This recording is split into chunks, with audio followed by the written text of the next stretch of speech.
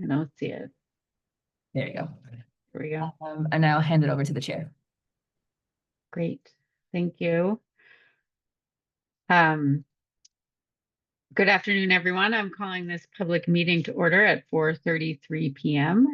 In accordance with the Building Emissions Reduction and Disclosure Ordinance, Boston City Code Ordinances, Section 7-2.2, the BERDO Review Board will hold a virtual public meeting at 4:30 p.m. on August 24th to review the following topics in regards to the reduction of greenhouse gases from building energy production and consumption, so as to promote the public health and welfare of Boston residents. In accordance with the Massachusetts Executive Order suspending certain provisions of the open meeting law, we are conducting this public meeting online. The public may access this call through Zoom or telephone. For the record, I am Jessica Boatwright, Chair of the Board, and I will now conduct a roll call of the board members. Please state your name as it appears on the slide. Good afternoon, everyone. Samira Ahmadi. Stephen Ellis. Hassan Faruqi.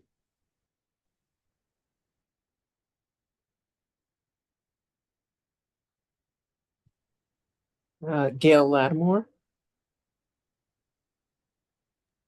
Thank you. You may have been muted. I see board member Ferris here, but I she was muted. Oh no, we can't hear you. Okay. I'm going to assume that while board member Ferris tries to correct that I can note her attendance. Is that correct? Okay. All right. Hopefully that's an easy fix, and I will hand it over to staff to introduce themselves. Hi, Hannah Payne, Director of Carbon Neutrality. Hi, everyone. Diana Vasquez, Senior Policy Manager. Hi, everyone. Claudia Diaz Martinez, Deputy Director of Policy and Programs. Hi, everybody. Ziggy Chen, BERDO and Policy and Programs Assistant. Great, thank you. So we're going to pull up the agenda for today's meeting. We'll start with the notice of a modification to Harvard University's building portfolio. Then we'll have the presentations from the Equitable Emissions Investment Fund finalists for this year's application cycle. Afterwards, we'll approve the July 27th meeting minutes and hear administrative updates. Finally, we'll adjourn the meeting. So we're going to go to our first agenda item, which is the notice of Harvard University's building portfolio modification. And Diana is going to share the notice about the modification, and I will hand it over to you. Thank you, Chair. Yes, I will do a quick overview of the modification. Next slide, Ziggy. Thank you. So Harvard is removing 3 BERDO IDs from their building portfolio, 304 through 370 Western Ave in Brighton, Massachusetts. These are the 3 BERDO IDs, 107-135, 107-137, and 103-589. Their primary building uses include retail and food sales and services.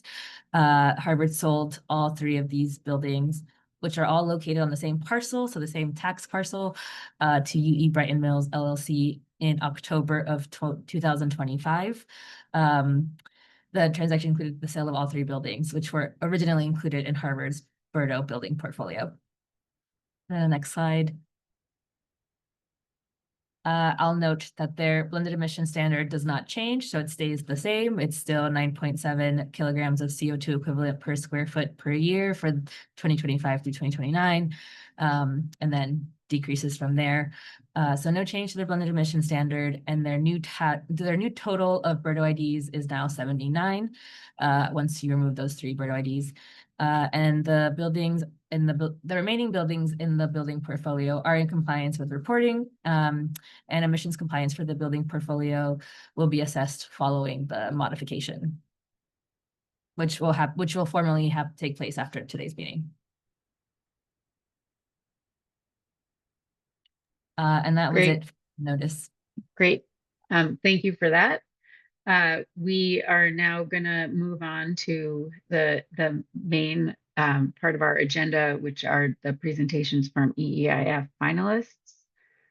So we are going to start hearing presentations from the fund finalists. I want to thank all the finalists for joining us today. And before I pass it off to Diana, who will do a little review, I do just want to say ahead of time, we're very excited to have 5 finalists present. We have a very full agenda. So we're going to try to kindly keep ourselves on task, making sure that board members have ample time to ask questions and applicants have ample time to present. But we will, between Diana and I, will try to keep a little bit of a schedule. So I just want to own that we're going to have to play that role before I jump into it. And now I will give it to Diana.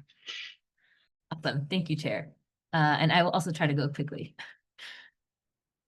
So just as a quick refresher of what's taken place so far this application cycle, the city received a total of 10 applications for this year's EEIF.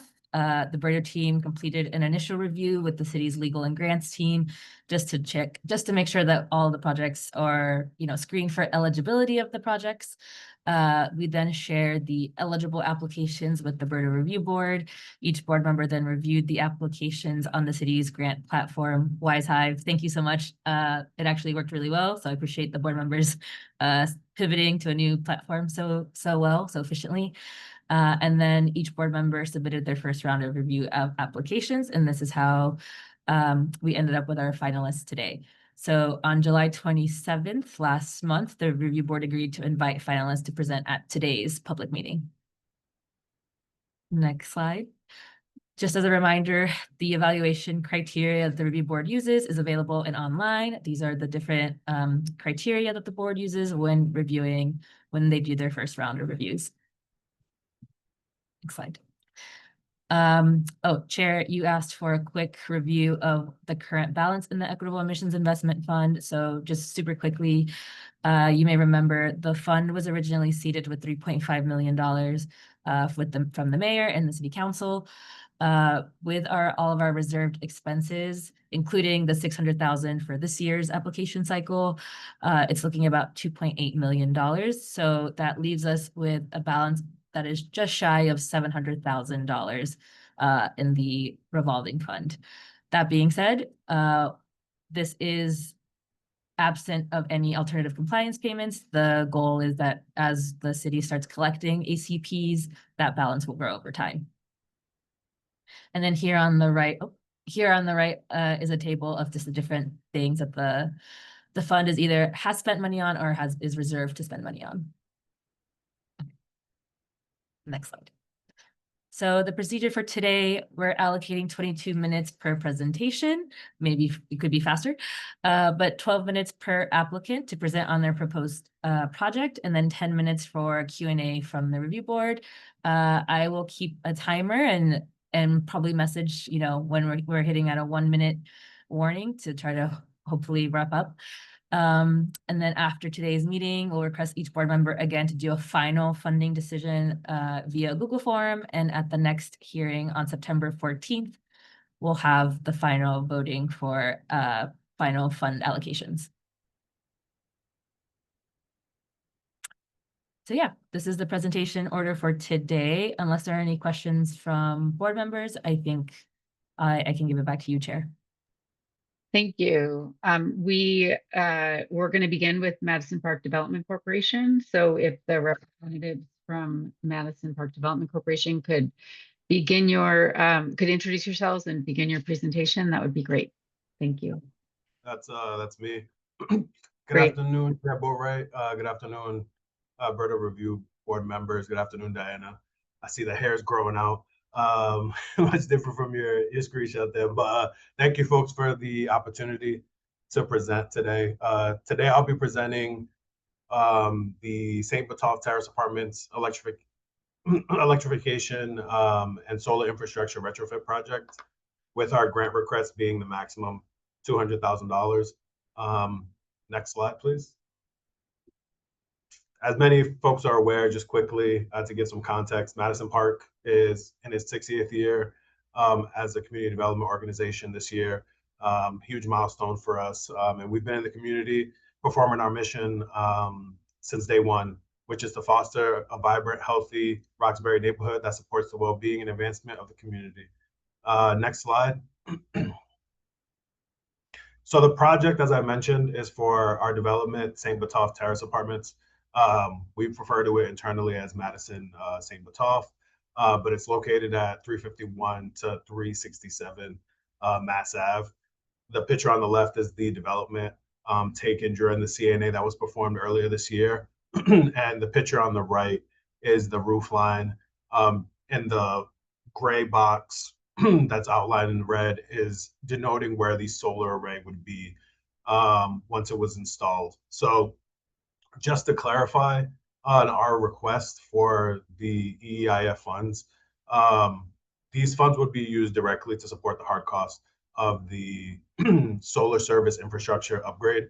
So currently, the building is on an older electrical service system, and it would not be able to take on a solar PV array in its current makeup. So we would have to upgrade that electrical service to the building itself before we can install a solar array. But we have the potential, at least theoretically speaking, to put in a 73.5, essentially, if you round up kilowatt solar array on the building. Next slide, please. Just to clarify more on what that is, this scope, it's what is referred to in the slide as phase one. So that's electrification and electric infrastructure scope. Eliminating fossil fuel and natural gas use in the building.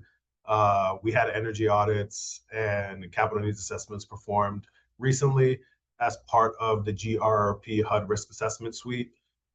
So we would be using that as a basis for some of our upgrades. However, to clarify on the use of the GRP funds and that program through HUD, when the current administration changed the GRP sort of the intended outcomes that they wanted to see in terms of efficiencies and sustainability work, they removed anything related to solar. So what we're trying to do is build up the fund to still get that solar array installed at the site, but through means outside of the GRP award that we received. And that award originally was a grant for $4.16 million and has since converted into a surplus cash loan. And I could talk more about that later on. But to get to the phase one work, which would, like I said, we would be seeking the funds for through EEIF, not only will we eliminating the use of fossil fuels, but we would upgrade the electrical service system. We would add efficient appliances during phase two. But the bulk of the work is going to be just like infrastructure. So while this may sound like jargon to most folks, including myself, because I'm no expert in electrical service systems, the point is we would have to change the way that the building is receiving electrical service from the city has to be upgraded. Is essentially what it boils down to. So that final line where it says solar ready infrastructure and the electrical service capacity upgrade, that's what that is. And it allows for the building to not only be fully electric, but it supports the solar array. Phase two will focus on the actual installation of the solar array. And we have other funding sources that we are trying to seek to get that work done. Next slide, please. In terms of project impacts, we have about 150,000 kilograms of CO2 emitted per square foot, or at the total for the property in year one. Year one is assuming it would be more immediate. So in our model, it's listed as 2027, but obviously it would be contingent on securing all the funding to get this done. The other benefit to the property in general and sort of in compliance with the BERDO requirement is we would decrease our carbon emissions from the current, at least as of FY24, because fiscal year 25 is still being reviewed by a third-party verifier. This building was at 4.17 kilograms of CO2 emitted per square foot. So this would allow us to, severely decrease that, essentially eliminate any emissions. Obviously, with the elimination of the gas, the electrical heating load would increase exponentially, but it would sort of net out to that negative 150 kilograms of CO2 per year. The property would remain affordable. We're not looking to eliminate the affordability restrictions or amend them in any way. So that would stay affordable and income restricted due to our own mission. So there's I don't think there's any concern there with us trying to upgrade the property and then seek for it to become like a market rate development. It would remain affordable, and we don't anticipate that we would be displacing anyone. Because of the age of the building, I forgot to mention it, the building was originally constructed in 1899. There are no handicap units, and we're not looking to put any or modify any. There are some ADA adaptable units, but there's no real handicap access in the building. There's no elevator. There is a ramp to get into the office and what have you, but we're not adding any ADA units. Next slide, please. In terms of the budget, we have a total development cost currently of about $612,000. The request for the EEIF is for $200,000, or about 33% of the total development cost. Regarding sources, we have 2 opportunities with lists that are under review and are applied for. The first one is a pre-development loan that would allow us to pay for some of the soft costs, since we're looking to have the EEIF fund be strictly used for hard costs entirely, so that the whole $200,000 would be used for hard costs. We would try to pay for the soft costs through the pre-development loan through LISC, and then partially through the LISC Climate Ready Action program, which as of today, and as of when I submitted the PowerPoint last week, we still haven't heard on the decision for the Climate Ready Housing program. So hopefully no news is good news at this point. But as you can see, we'd have a total source of about $700,000 with a total development cost of $612,000. The list pre-development loan is up to $250,000, so we could potentially have a gap. So we included strategies to try to close any anticipated gaps. We would definitely try to seek rebates through the Mass Save and the Lean DER incentives. If required, we'd also defer our developer fee. And then we would try to get solar investment tax credits on phase 2.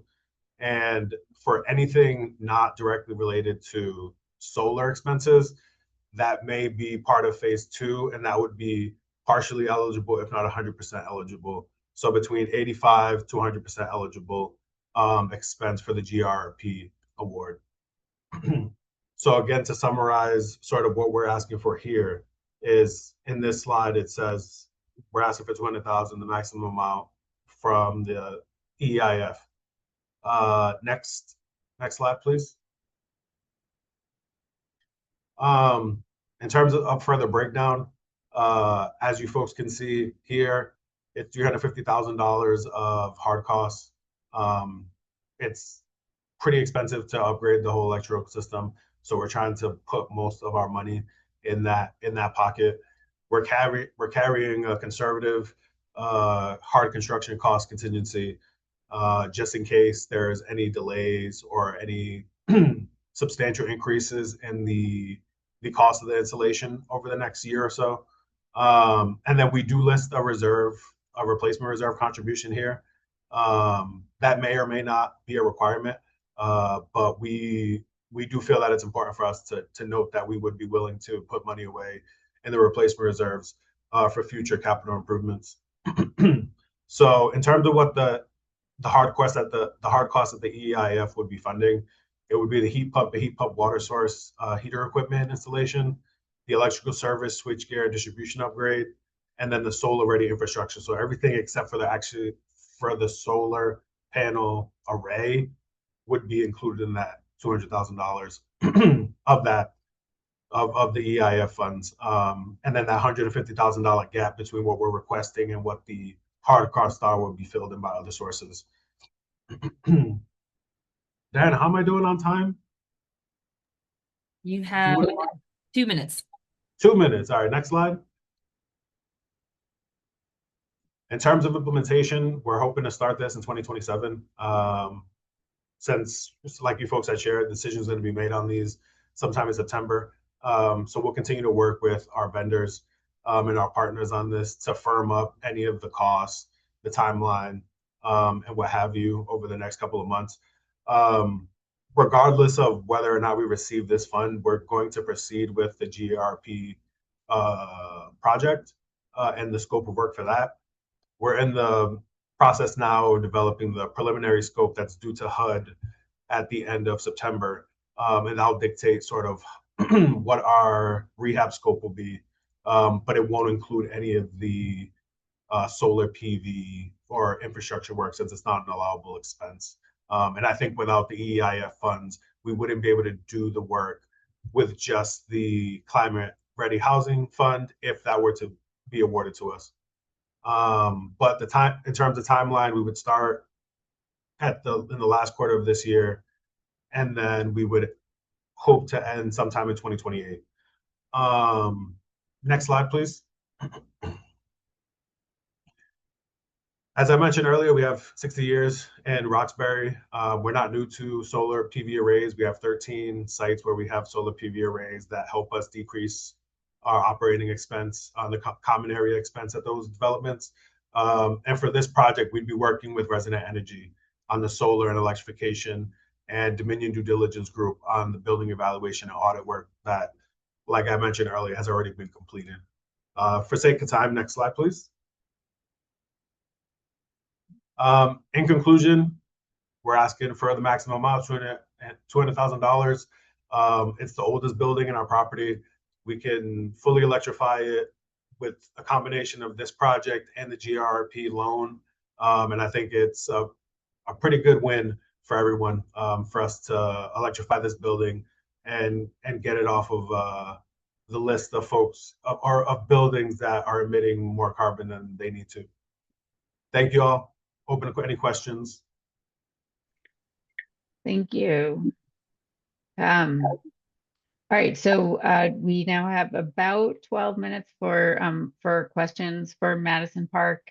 So we're going to focus on clarifying questions and comments from board members, and I'm going to start.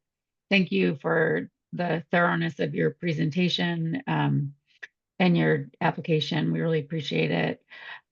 Can you talk a little bit about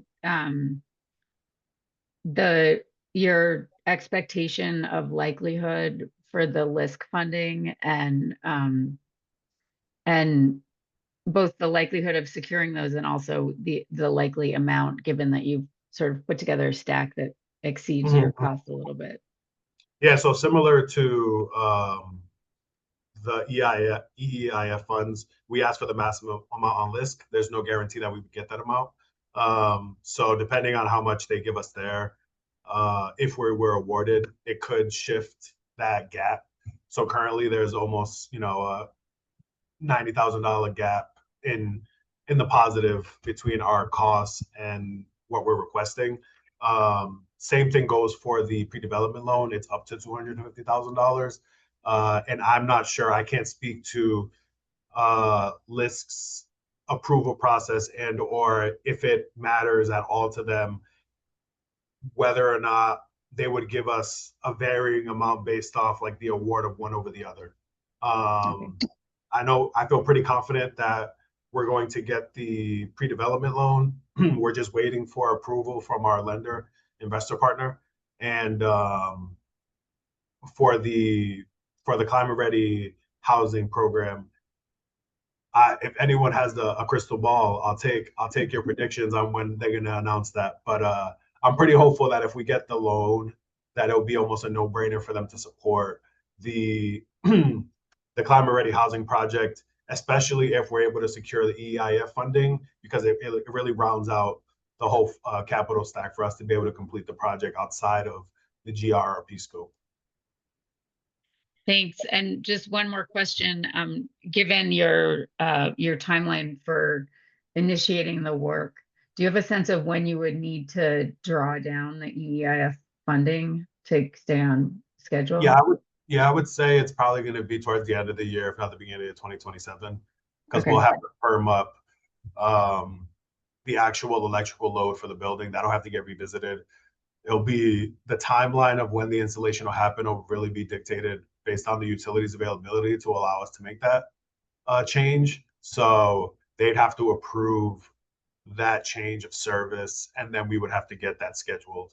So I can't imagine that they would want to do it in the shoulder season. So I would say that it probably wouldn't be till the spring. Okay, thank you.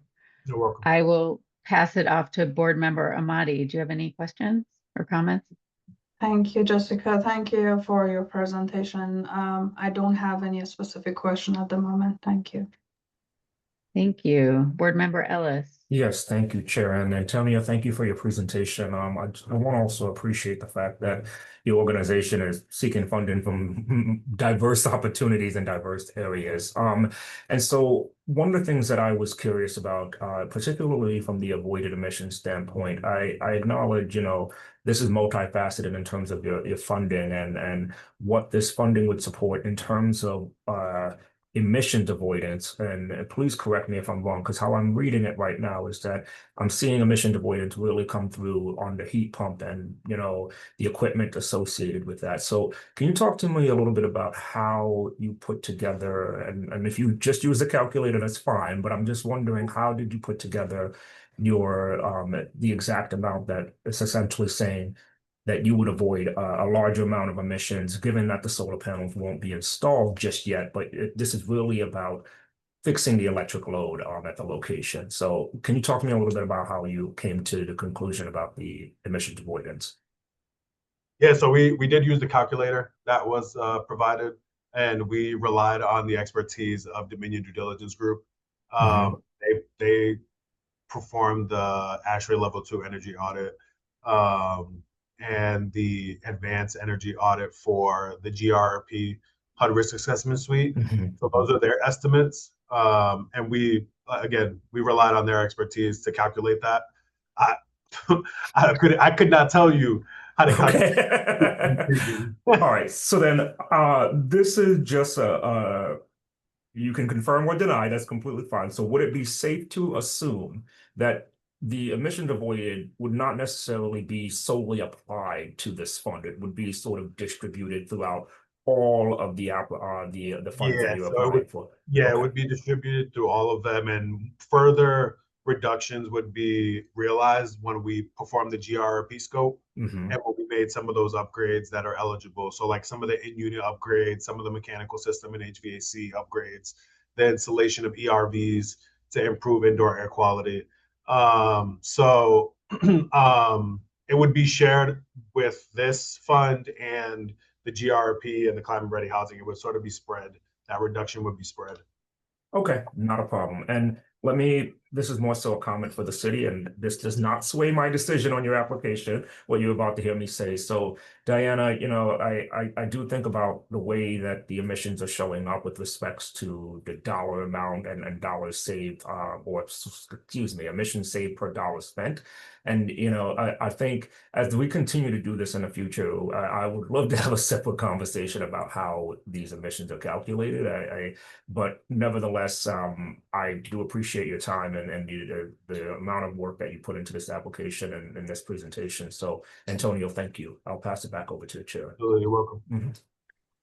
Thank you. Board Member Faruqi. Thank you, Madam Chair, and thank you, Antonio, for this presentation. Have you already selected a contractor or contractors for this project? No, for the installation of the solar array or the work, no. So we're working with Resident Energy, and they have vendors that do solar array installations. So we would be looking to them to make recommendations on who's available and who has the capacity to do this sort of project. Generally speaking, we will have a general contractor for the GRP scope of work. And I'm going through the process now of getting cost estimates from a few that we've worked with in the past but no general contractor has been awarded the project in part or in whole just yet, because the scope itself for the building won't be approved by HUD until probably early spring, because they give themselves, ample time to review it once we submit it in September. That's great. Okay, thank you for that. And you touch on this briefly in your application, but can you speak more to any policies or practices that your organization has with respect to both living and prevailing wages for contractors and then also minority and women business enterprise use? Yeah, I mean, we do our best to use minority and women-owned businesses wherever we can, whether it's on the small projects or the large projects. On the larger projects, it tends to be more so on the subcontractor level, as opposed to the GC themselves.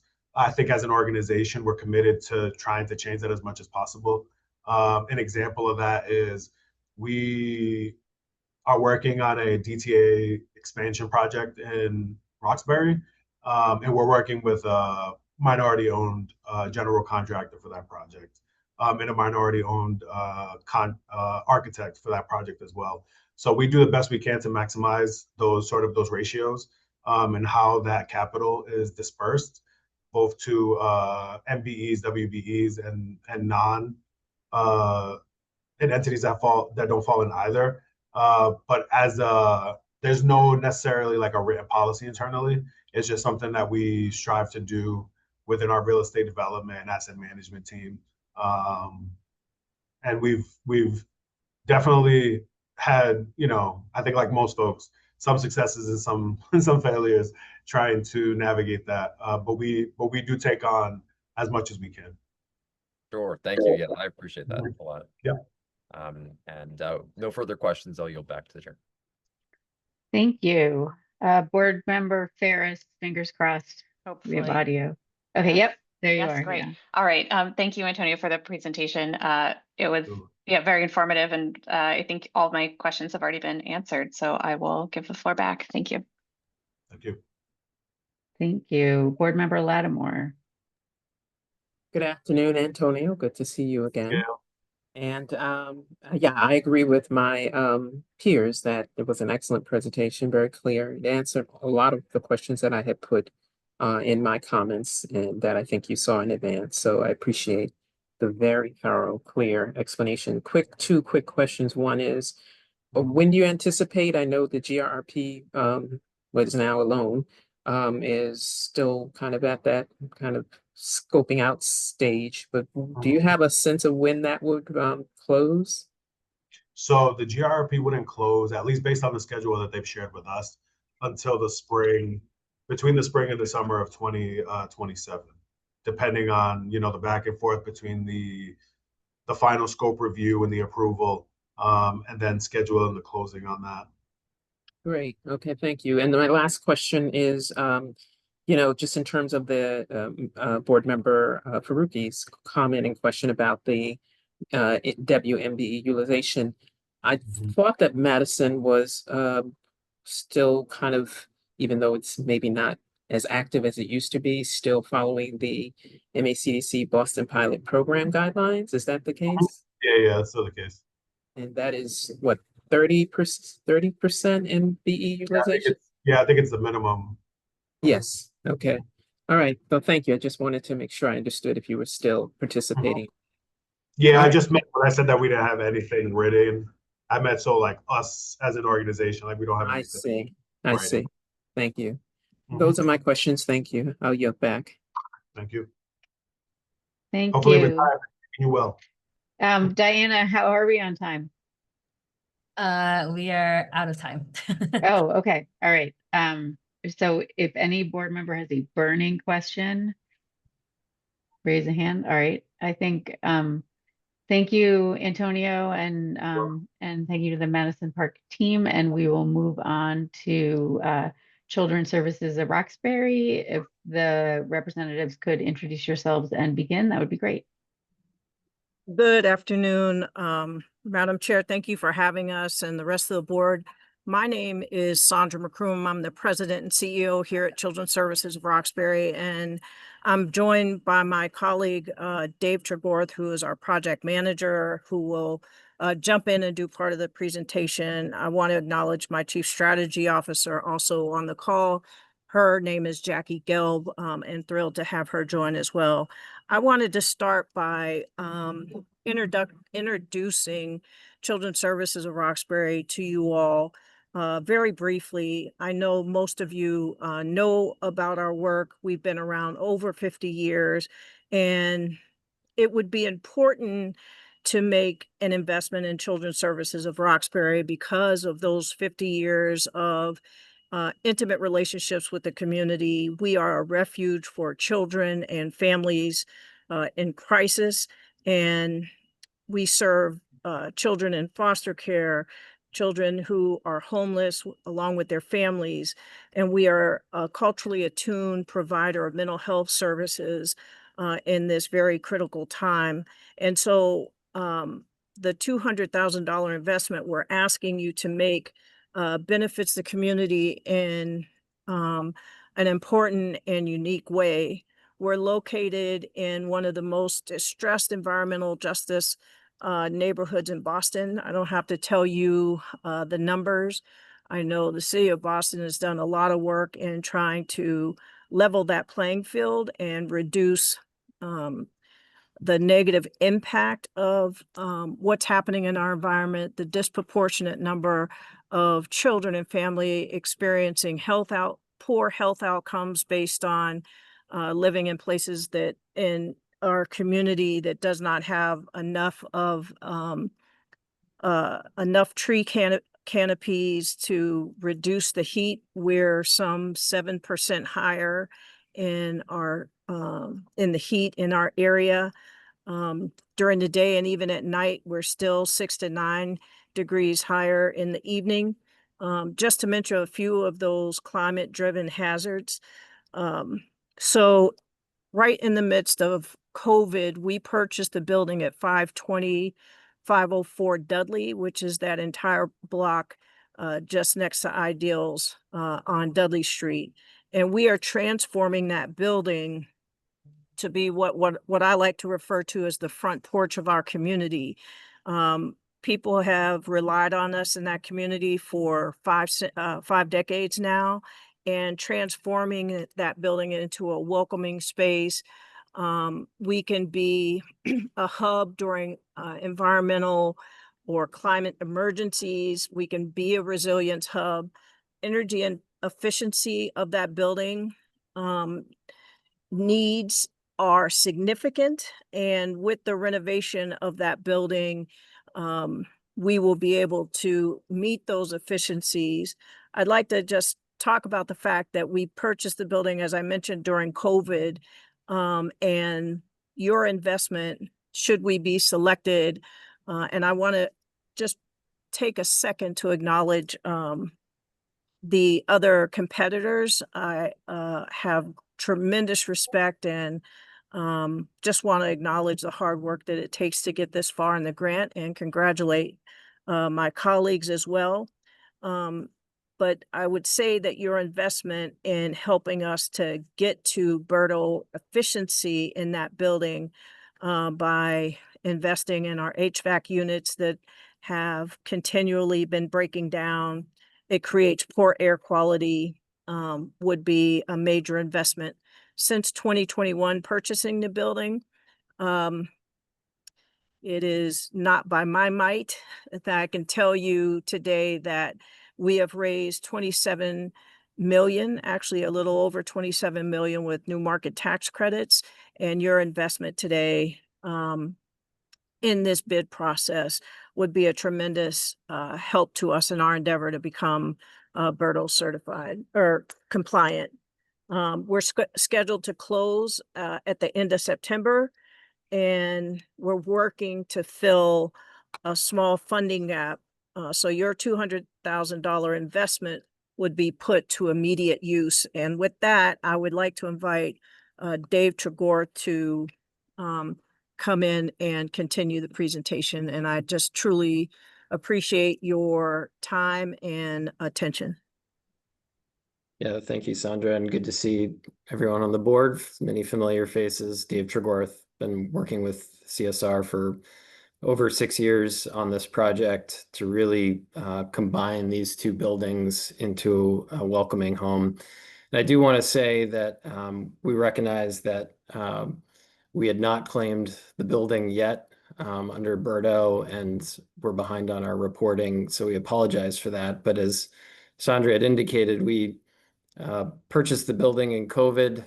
It has been a building that CSR had occupied and rented from Youth Build, purchased it, and has been working ever since on raising the funds to electrify the building and renovate it in the way that we're talking about, and has gone from, you know, zero fundraising outside of, you know, their public grants to major investments from private philanthropy, spearheaded by Sandra and her team, to raise the money in addition to new market tax credits that are going to come in and make this happen.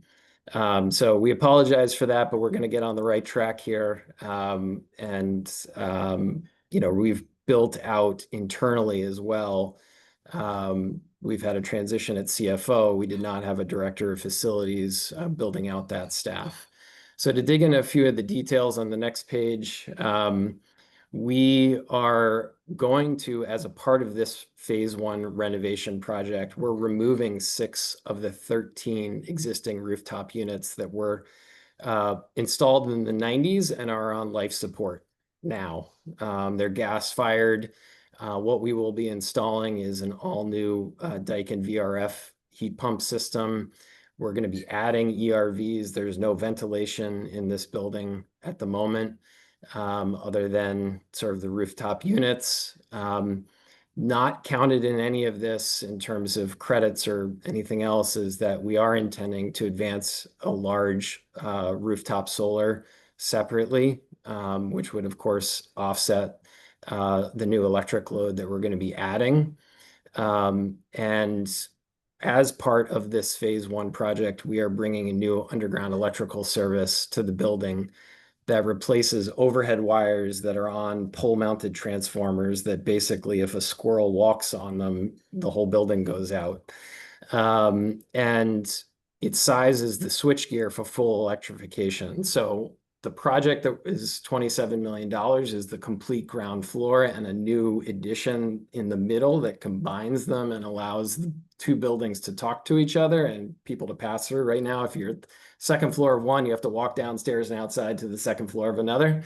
And that will all be solved by this, in addition to the full electric, you know, preparing and bringing in new service. So Eversource has already designed the service.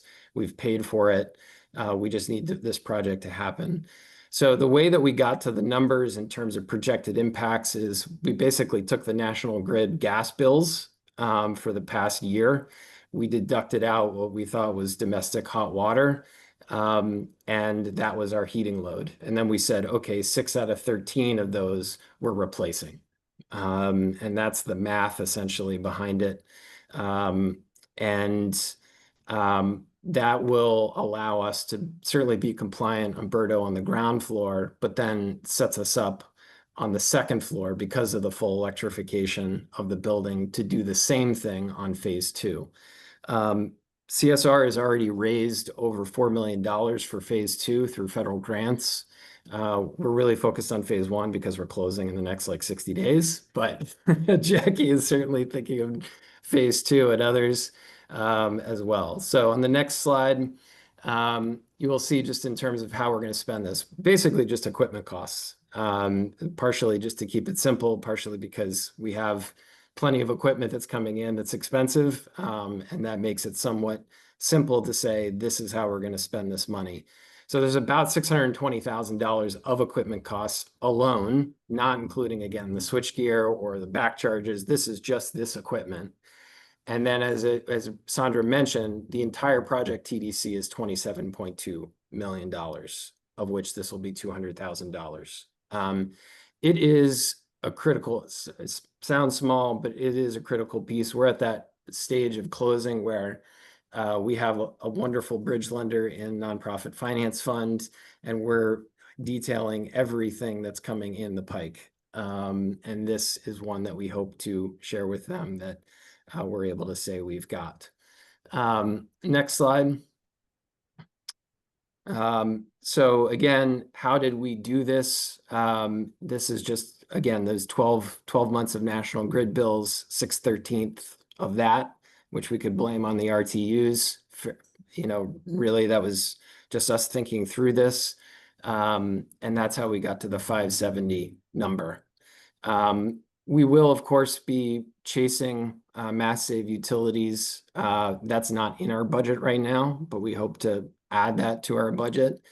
CSR has contributed $1.3 million of its own money. And we've had Boston CPA step up for historic preservation and the outdoor plaza. We've had mass development be a huge supporter. We've had state legislative earmarks. We've had $11.7 million of philanthropy and new market tax credit equity, along with Eastern Bank. Those are our partners. Those are committed in the door. And I think EAF has a chance to come in at the last minute to join the party. Next slide. This will be happening next year. As you can see, March to September is when the equipment will be purchased and installed, with our completion towards the early parts of 2028 for the building. Next slide.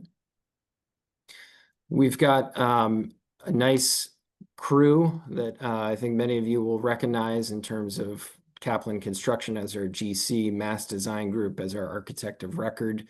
Again, Children's Services of Roxbury has 350 plus staff, a $40 million annual budget. It's audited every year, and is not going anywhere in terms of just stability as an organization. And this is really going to take it to its next level in terms of having a headquarters and a home that everybody's going to just absolutely love. Next slide. So I won't repeat myself given the time that I have, only to say thank you. And it really launches CSR into the future, both from a programming perspective, which is maybe the most important, but also from a sustainability perspective as well, just as important for the really long term. And happy to take any questions. Thank you. Thank you for the presentation. It's really exciting to see this project coming together. I know it's been in the works for a long time. And congratulations on how far you've come, how close you are. I do not have any questions at this time, but I will give it over to my colleagues for questions or comments, starting with Board Member Amati. Thank you, Madam Chair. Thank you, Dave. Thank you, Sandra, for the presentation. Very informative, very exciting project. I have probably it's a clarifying question in regard to the greenhouse gas emission savings. If I'm understanding the scope correctly, phase 1 is just electrifying 6 of the 13 RTUs. And since the current building doesn't have mechanical ventilation, you're also adding mechanical ventilation. So is it fair to say that portion of the greenhouse gas emission savings that you have in the application comes from phase 2 when you are adding the solar PV? Because the electricity that is used now with the new ERVs, was that included in your calculation? So the way that we calculated it is that we basically, just in terms of the calculator, all we did was we said, we're going to save 570,000 kBTUs of natural gas by eliminating these.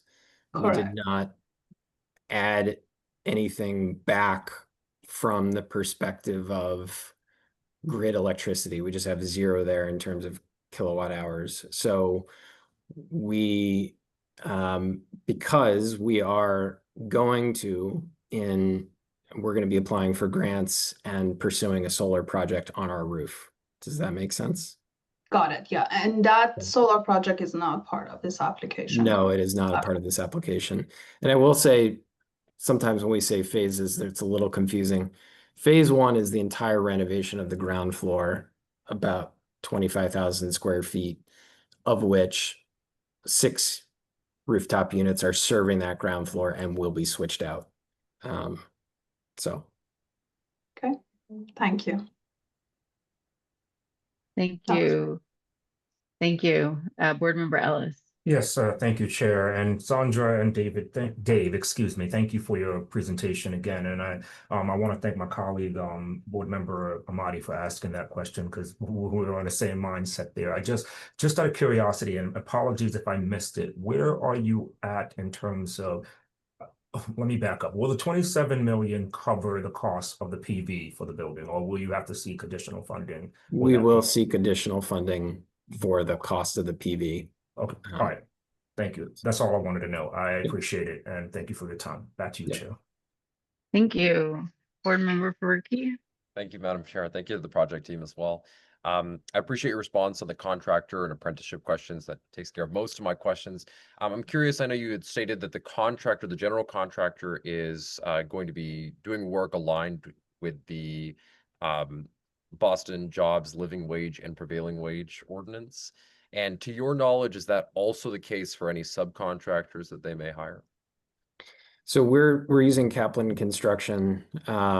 We are our goals are to hit BRJP. This is, you know, so that's our goal. And at the moment, we've been talking to an HVAC subcontractor that is an MBE that is very much in the running here, and hopefully we're able to finalize the deal. We're in the finalizing the contracts now.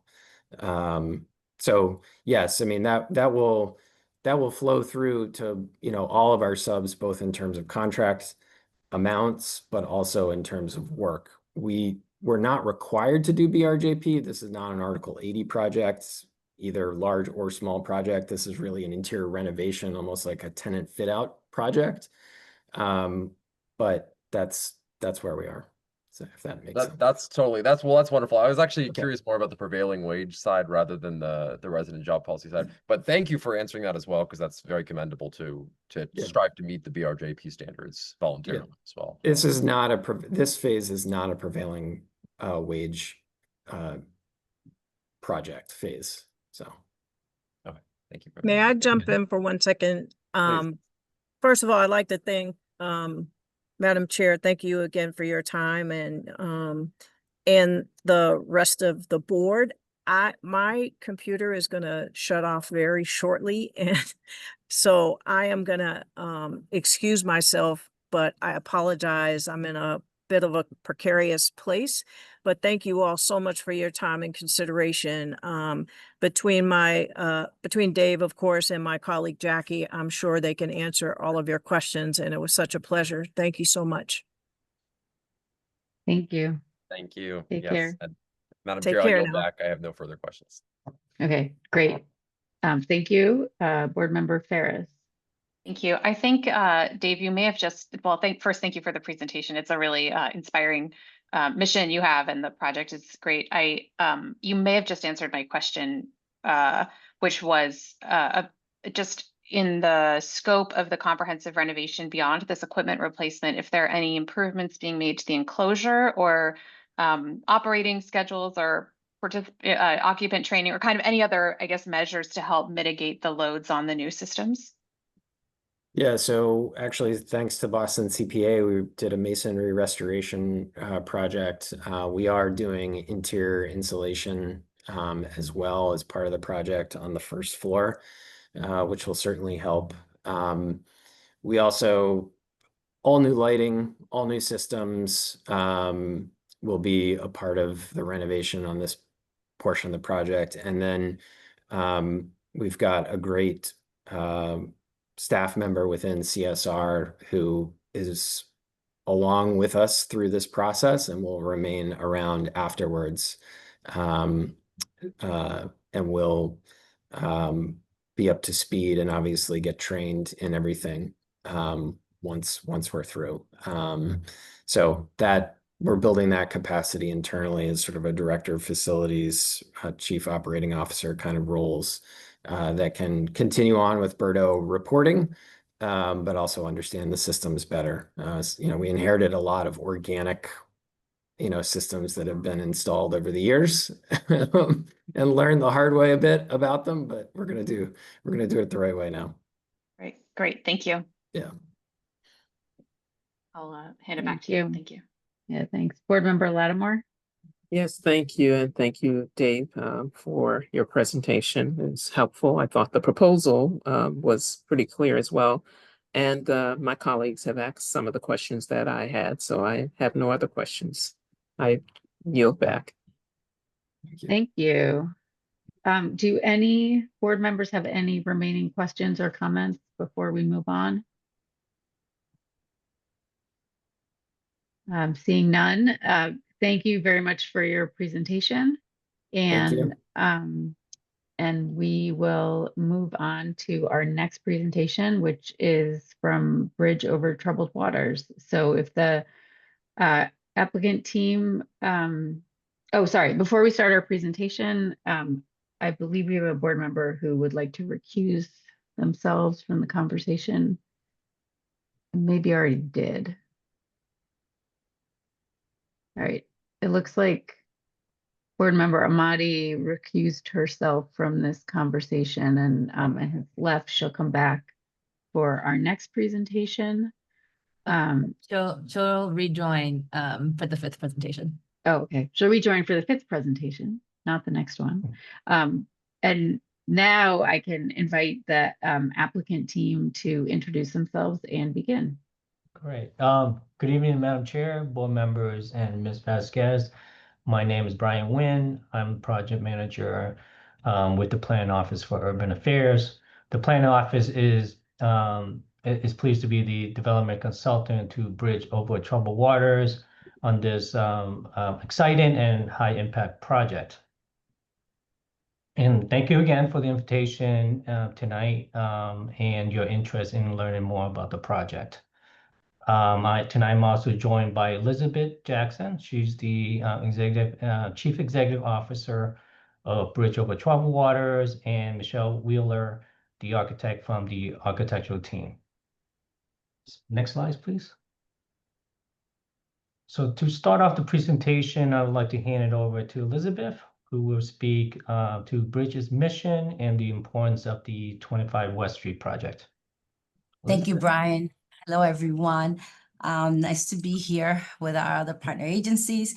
Bridge has been around 55 years, and we work with homeless runaway youth ages 14 to 24. We serve about 2,000 young people a year. We own about 4 properties. Young people do live with us, and they're teenagers, so they waste a lot of water, a lot of light, a lot of everything. And so we got a new building because we've been housing has been our limited sources for our young people. And so this building's literally, I would say, about 50 of my feet from our 47 West Street location that we've had for over 30 years and moved over, which is the Fajitas and Vitas building that came along, and we got it. So we're grateful for that. It's 25,000 square foot. And this is our opportunity to save on all the stuff that young people waste on us. Our young people, we provide housing, education, counseling, and services that the young people need to move forward. I always say we're the University of Life Skills for the young people we serve, and we're constantly teaching and providing services for our young people to make sure their path forward is better, stable, that they're learning of all different things here at Bridge. For 55 years, Bridge has been a community leader, a national leader on our services, and housing is one of the biggest things that our young people cannot afford. As we all can talk about, they cannot afford, even if we get them to get a full-time job. It has been a big barrier for us. I can keep talking about bridge all 22 minutes, but I don't think you want that. That's good. So I will send it back to why this project, how we recycle. We do recycle. We can get our young people to do recycle. We can do LED. We have LEDs in all our buildings. And we also do something that they come in and out and the light turns off because for some reason young people can't turn off lights. So we have that. I think that's energy efficient. And my biggest thing that I drive the architects crazy is, can we put a timer in the showers because they can listen to a whole Drake music album while they're in there. But that hasn't, I don't think that's thing that we can do. So I will pass it back to the architect and Brian, who are the professionals on saving stuff for us. Please. Thank you so much, Elizabeth. Yes, so that's the theme of this project, savings, right? No, the next slide, please. Really, the 25 Street West Street project, meets many of the BERDO's goals and objectives. We believe this project is a unique opportunity for building decarbonization through the reusing and repurposing of a vacant, underutilized office building, right, that has became vacant during the pandemic. The proposed development, as Elizabeth alluded to, will expand on bridges, high-demand programs and services, along with the creation of a housing component, right, that will include 63 new beds, comprising of emergency beds, transitional housing, and permanent supportive housing to serve and support the homeless, runaways, and at-risk youth. We believe this project, like others finalists in this presentation, is a great investment for the city, as it is a great opportunity to meaningfully reduce carbon footprint for the city while increasing programs and services and housing to serve our at-risk youth population. So now I would like to hand over to Michelle, who will speak to the project design, scope, and design. Thanks, Brian, and good afternoon to everyone. This 25 West Street, it is a building that foundations date to about 1860, and there was a major renovation in 1904. Our goal is, it's vacant right now, so our goal is to adaptive reuse it for this great purpose with Bridge Over Troubled Water. We are intending to meet Massachusetts Historical Commission standards in the design. We also have a lot of building envelope improvements. We're putting new energy efficient windows in. We also have adding insulation to the exterior walls and also continuous insulation to the roof along with a new roof. We are targeting LEED Silver certification on this project as well. And the goal here is to go all electric for all services. So every building service will be new. The existing services will be all decommissioned. And this will include high efficiency heat pumps. We're introducing an ERV for energy recovery and ventilation. Which really will aid in, the comfort and improve the indoor air quality for the residents. We can also go to the next slide too, please. Thanks. Decarbonization of the building. So we will not be using fossil fuels in the building. Right now, currently, in its previous life, it is vacant right now, but in its previous life, it was using gas services. And so with all new electric services, it'll significantly lower the carbon emissions. And then, of course, as I mentioned before, improve indoor air quality. Let's see, we are also, a lot of our equipment is elevated for the purposes of building resiliency. And overall, I think, let's see if you want to go to the next slide. Thank you. We're estimating an annual emission savings of 47,000 kilograms of CO2.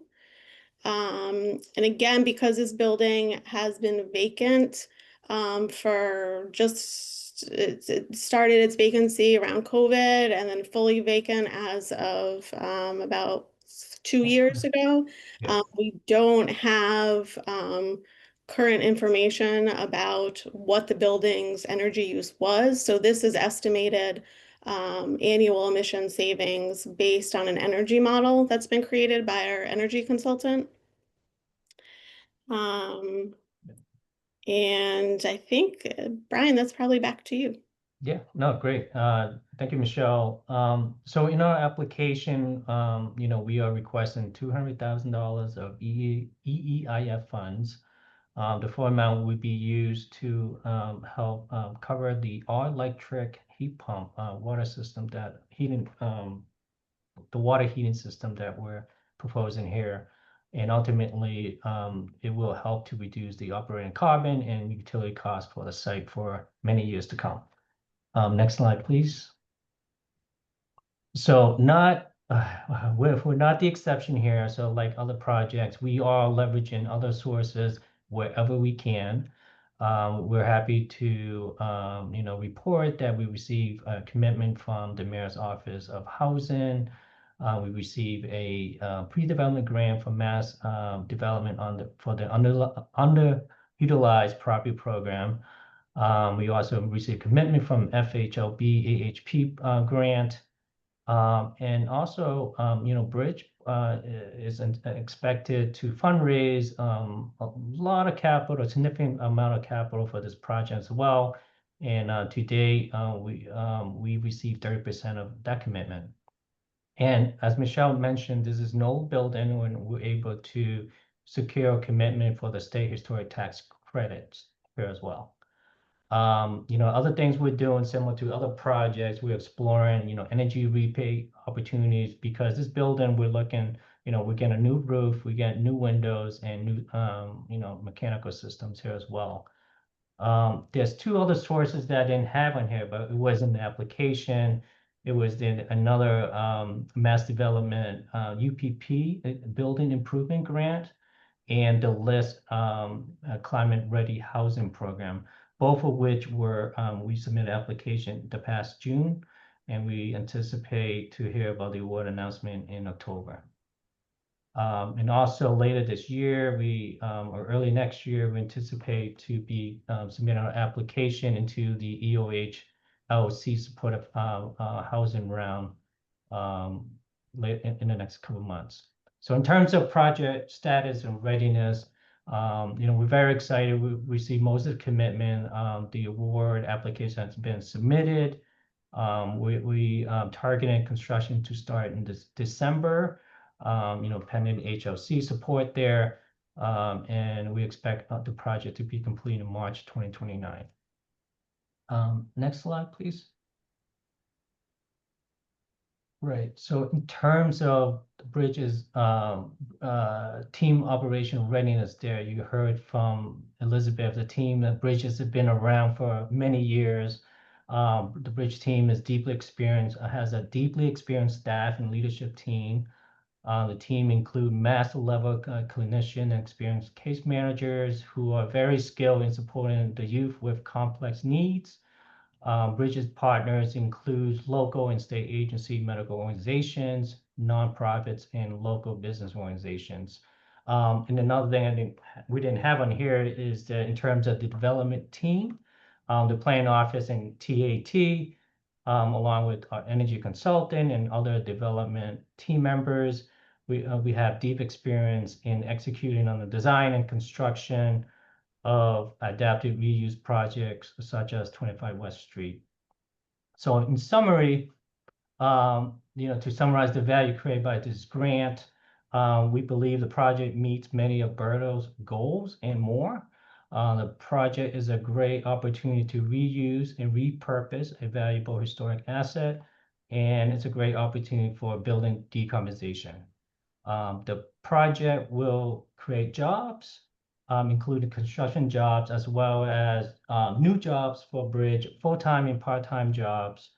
The project will include workforce goals to include MBE participation as well as hiring of local labor.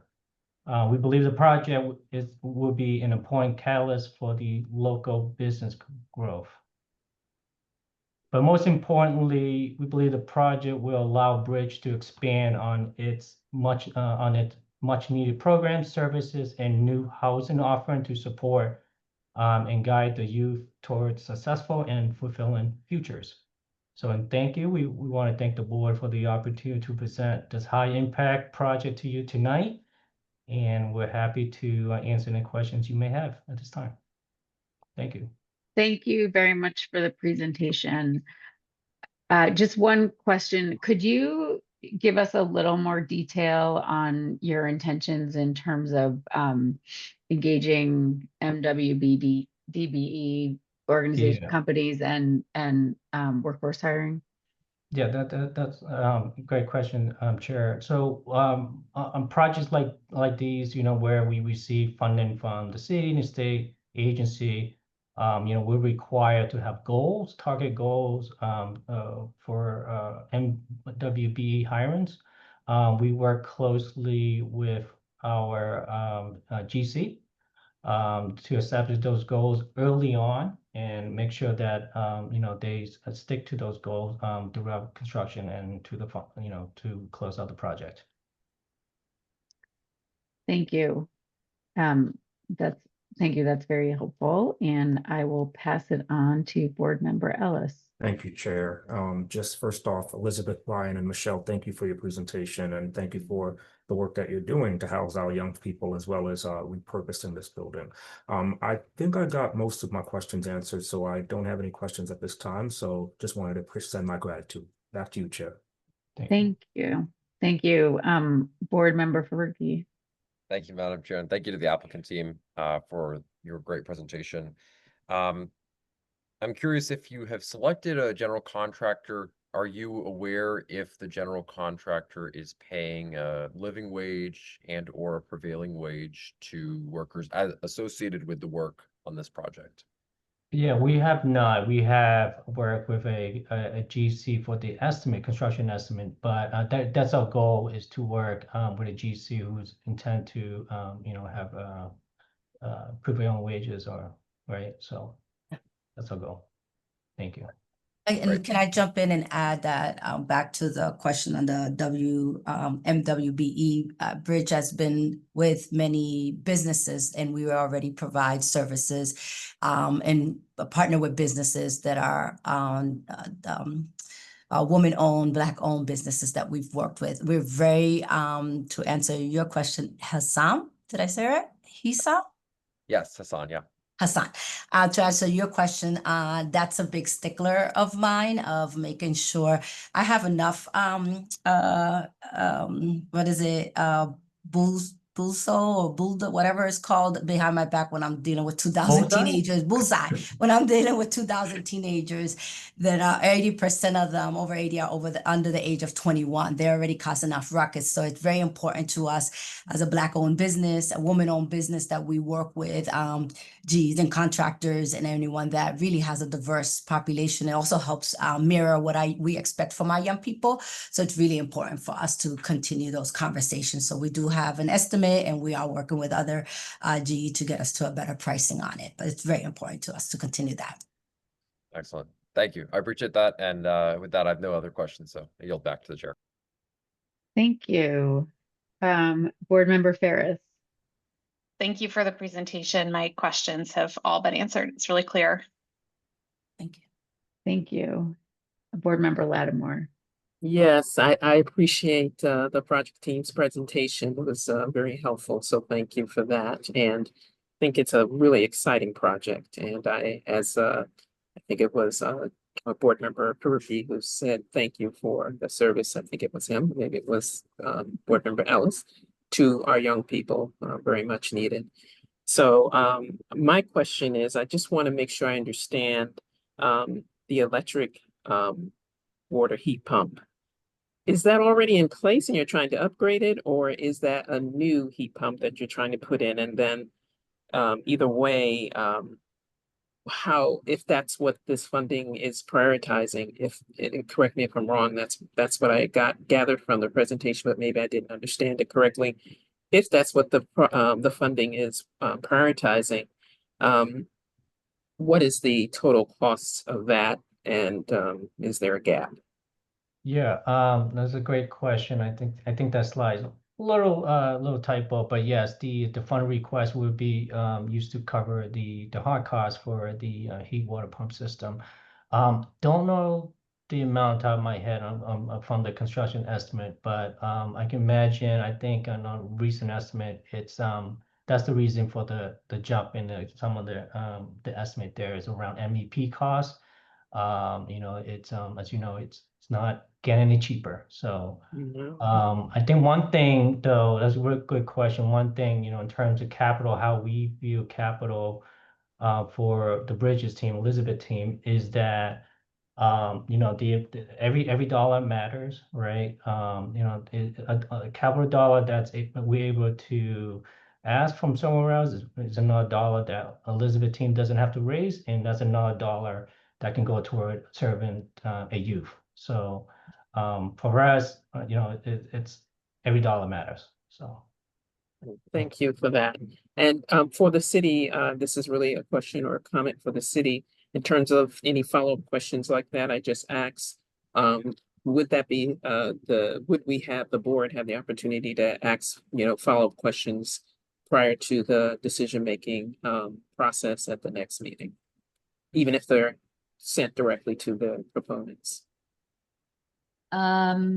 Yes, I think there could be an opportunity. I think the BERDO team would just ask that any follow-up questions be sent soon. I would urge even maybe like by the end of day Wednesday, just to allow for those questions to be relayed to applicants and then give them an opportunity to respond.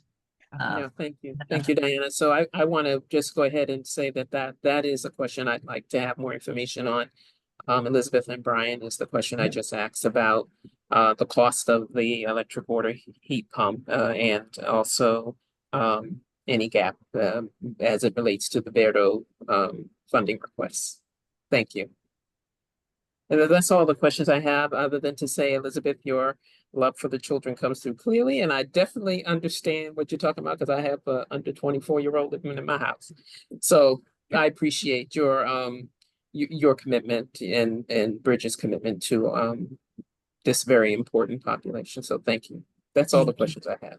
Thank you. Thank you. Do any board members have any other questions or comments? All right.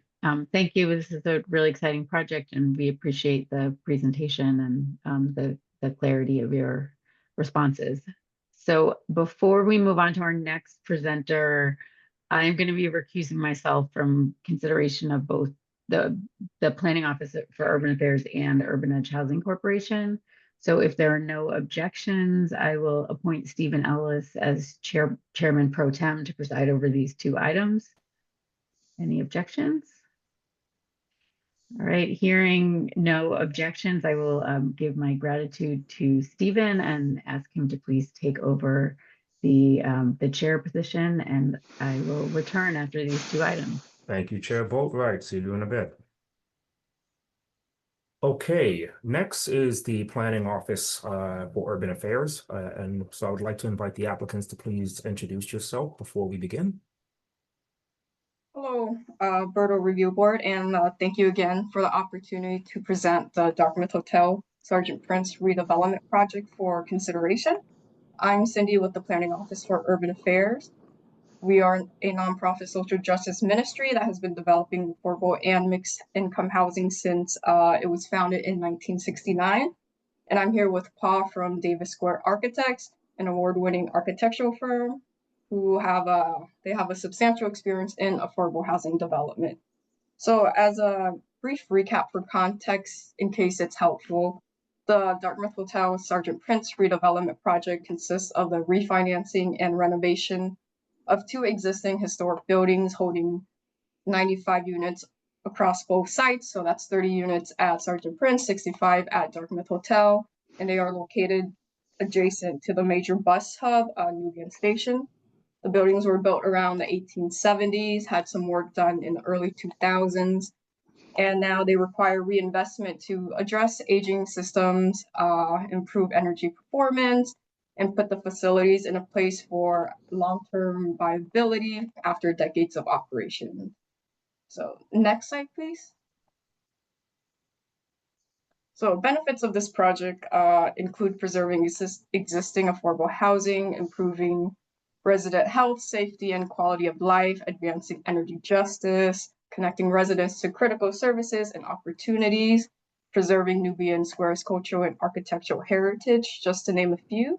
So at this point, I'd like to pass it off to Paul to speak more about the project scope. Thank you, Cindy, and thank you, board members and staff. So the parts of the project scope which are most relevant for consideration are exterior envelope improvements, HVAC, heating, ventilation, air conditioning improvements, and then also electrification. As far as exterior envelope, we are a little bit limited on what we can do because their buildings are historic. The membrane roofs on these are at the end of their life, so we are going to take this opportunity to replace them, and as we do so, to add insulation. Increasing the roof insulation, but also detailing it so as not to increase the visible height at the edges, a historic issue. At the exterior walls, there are some varied conditions due to their historic nature. At the Dartmouth Hotel building, there's existing spray foam backing up the original brick. We're going to leave that in place, but also we are going to add at the mansard section of the floor of the roofs, we're going to be adding a layer of rigid insulation to increase the R values there. At Sergeant Prince, it's a little bit different. Instead of having any spray foam, there's existing bat insulation at stud pockets behind the masonry. We're going to remove all that bat insulation and add spray foam also to reach R20 in those exterior walls. Also for the exterior envelope, we're going to be replacing all of the older aluminum windows with new aluminum clad wood, having a good minimum U value of a 0.3. We need to have these also be able to meet historic requirements. So not as efficient as we have some windows available to us now, but as good as we can do with the historic restriction. These set of renovations should be able to lower the load on the heating and ventilation systems and air conditioning to be able to electrify them. Both buildings currently have gas boilers, but there are also very different systems. At Dartmouth, the gas boilers serve Wayland units that are in each residential units that provide both heating and air conditioning. There's a chiller on the roof that is also close to the end of its life. Domestic hot water is from gas-fired water heaters. We're going to be replacing the heating systems with heat pumps that are going to be individual for each unit, and also with condensers on the roof, refrigerant lines that would be running through the 3rd and 4th floors. The new heat pump domestic hot water system with a heat pump on the roof, and also tanks in the basement in order to avoid having to repipe the entire interior of the building. So try to make use of the infrastructure that we do have. There's also an existing ERV at Dartmouth that we're going to be replacing with a new rooftop unit, and we want to add ductwork that will bring fresh air directly into units. Currently, they just have existing just feeds only through the corridor through which trickles air into the units. Sergeant Prince, a little bit older building, also has older gas boilers and heating, which is distributed through the units. The only AC they have now is through window ACs. The domestic hot water is through gas-fired water heaters. We want to replace all of this with a VRF heat pump system that have valve boxes to distribute the refrigerant to wall packs in each unit. We'd have condensers mounted on the roof. New heat pump domestic hot water system with heat pump at the roof and tanks in the basement. As all of these systems will allow us to get to electrification. At the Dartmouth Hotel building, they have adequate load capacity for full electrification. We'd be adding some new electrical panels at the basement to reallocate those electrical loads, but we don't anticipate needing to provide a new service. However, at Sergeant Prince, we will be requiring a new electrical service. All of the additional electrical equipment that we're talking about for electrification is absolutely going to increase the electrical load beyond excuse me, beyond what the buildings currently have. And with that, I will pass it back to Cindy. Thank you, Paul. Next slide, please. So taking all that into consideration, we had a sustainability consultant model our scope of work, and our results show a meaningful decrease in greenhouse gas reduction, as you can see from both the charts here on the slide. At the top, you can see that Dartmouth Hotel shows a 66% reduction. Sergeant Prince, located just below, shows a 51% greenhouse gas emissions reduction. As mentioned earlier and in our application, we are electrifying both buildings. So as you can predict, the electricity increases a bit, as you can see on the chart, and natural gas is eliminated under the proposed design bar chart on the right side. Next slide, please. It is projected that the total emissions saved from the first year are approximately 153,000 kilograms of carbon dioxide equivalent. So when we look at a 10-year period, we're looking at nearly 1.6 million in total emission savings. Next slide, please. To make these projections a reality, we are asking for $200,000 from the BERDO Equitable Emissions Investment Grant Fund. So our intention is to allocate this to strictly hard costs related to new building systems and sustainability upgrades, which include insulation, windows, plumbing, HVAC, and the electrical line items. As you can see from the slide, the costs for these upgrades are significant. So our other proposed funding sources for this total redevelopment project includes those listed in the chart on the left side. So we have seller note, assumed soft debt, but more importantly, we have new soft debt from HLC, City of Boston. We've applied to Climate Ready Housing and are anticipating a response in the fall. We have existing reserves to tap into and support this proposed project. We've applied for federal 4% LIHTC, state LIHTC, both federal and state historic tax credits, and we are looking at both tax exempt and taxable construction loan, and of course a permanent loan as well. Next slide, please. So we are targeting a construction closing in early 2027 with a construction duration lasting approximately 2 years, which will put us in 2029. Next slide, please.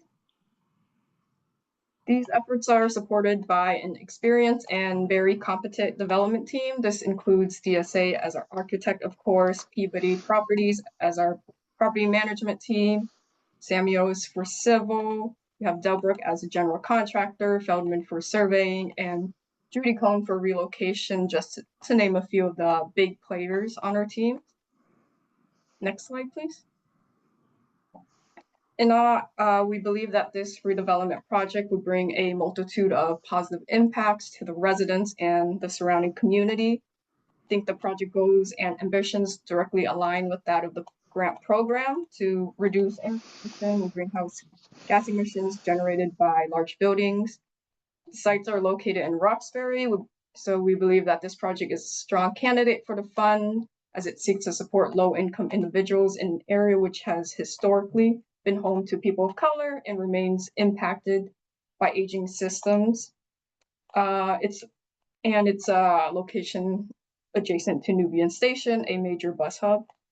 If awarded, this funding will help preserve existing affordable housing in 2 significant historical buildings in a Nubian Square neighborhood and support the ongoing revitalization efforts of the area in a manner that includes long-time low-income residents while substantially reducing greenhouse gas emissions. So we appreciate your time to present this project, and we'll end it here for questions. All right. Well, thank you, Cindy and Paul, for your presentation. I'm actually going to go in reverse here to start with Board Member Lattimore to see if you have any clarifying questions or comments. Okay, thank you, Chair Ellis. Yes, I do have one or two questions really quickly. First, you may have put this in your application, but I would like to get a little bit more information on the amount of funding that is committed versus outstanding, and it doesn't have to be answered now, but as a follow-up that for the project. It sounds like the request, the EEIF request is for a range of things: insulation, window, plumbing, HVAC, electrical, hard costs. But just want to, and if there's a way to kind of just understand what the overall budget versus what's committed and outstanding, that would be helpful. And the last question is, Urban Edge partner role is, I'm just curious about what role they play. I know they, as I understand, recently merged with Nuestra, but you had them as a partner. I'm just curious what role they play. Yeah. So we did have to elaborate a bit on that on the application as well. So as you may know, the properties are under the Nuestra portfolio, and Nuestra and Urban Edge are merging. So for the future of this, as it pertains to the future of this project, both the Planning Office for Urban Affairs and Urban Edge will hold ownership interest in the managing member. So the Planning Office, I believe, would be 75%, and the difference would be Urban Edge. Okay, the Planning Office, both is the majority. Correct. Okay. Thank you. Those are my questions. I cede back. Thank you, Board Member Lattimore. Board Member Ferris. Thank you. Thank you for the presentation. My questions have been answered. Appreciate the application and your time today. Thank you, Board Member Ferris, and Board Member Faruqi. Thank you, Mr. Chair. Thank you to the applicant team. I know you've selected a general contractor. Are you aware if this general contractor plans to pay a prevailing wage for all the work associated with this project? I'm hesitant to confirm on this call, but I can definitely circle back. I know the project isn't subject to prevailing wage, so that is an element, but I can circle back and send the answer to the board email. Excellent. That'd be great. Thank you. No further questions. And I appreciate as well your very comprehensive response to the contractor question on the form. Thank you for that. I yield back. All right, thank you, Board Member Faruqi. And similarly to Board Member Lattimore, Cindy and Paul, I also am very curious about the distribution of the funding. Because I just like one of our previous applications, it is safe to assume that the emissions saved here is largely distributed throughout all of the different funds, rather than just all of those emissions that you're mentioning to be emission avoided would just solely be for the funding that you would receive from the Equitable Emissions Investment Fund. So that's what I'm taking away, but please, I'll give you a second if you need to have any additional comments on that. Yeah, I mean, we can speak generally in like ballpark amounts, not specific that's fine. dollars. But the TDC is in the ballpark of $70 million. We have approximately a little over, I believe, 5 million from HLC, 2.5 million from the City of Boston, NHT, which we've gotten an award for already. The Climate Ready Housing, we have asked for 1 million, and we anticipate an award this upcoming fall. Hopefully, I think we stand in a great position. We had several questions coming back and forth from the team, so I think they are really focusing and putting it up there in their consideration for the funding. For the tax credits, 4% state were jointly applied for the supportive housing round with HOC. And State Historic, we have a hefty amount allocated already. So we are submitting for the August round. So we anticipate another award there as well. Okay, thank you. Wow, glad to have the answers as quickly as possible. So I do appreciate that, Cindy. All right, to my fellow board members, are there any other questions before we say thank you to both Paul and Cindy for their presentation? Hearing none, thank you both. Thank you. Thank you so much. Not a problem. All right, staff, may we please invite Board Member Amati back to the room, please? Yes, I just sent her a message, so she may be joining soon. Would you prefer me to keep going or should we wait?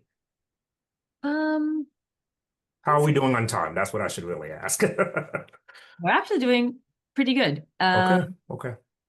But maybe just so that we don't feel super rushed at the end, Mm-hmm. let's We'll give her a minute. maybe give her like one more minute. Yeah. Mm-hmm.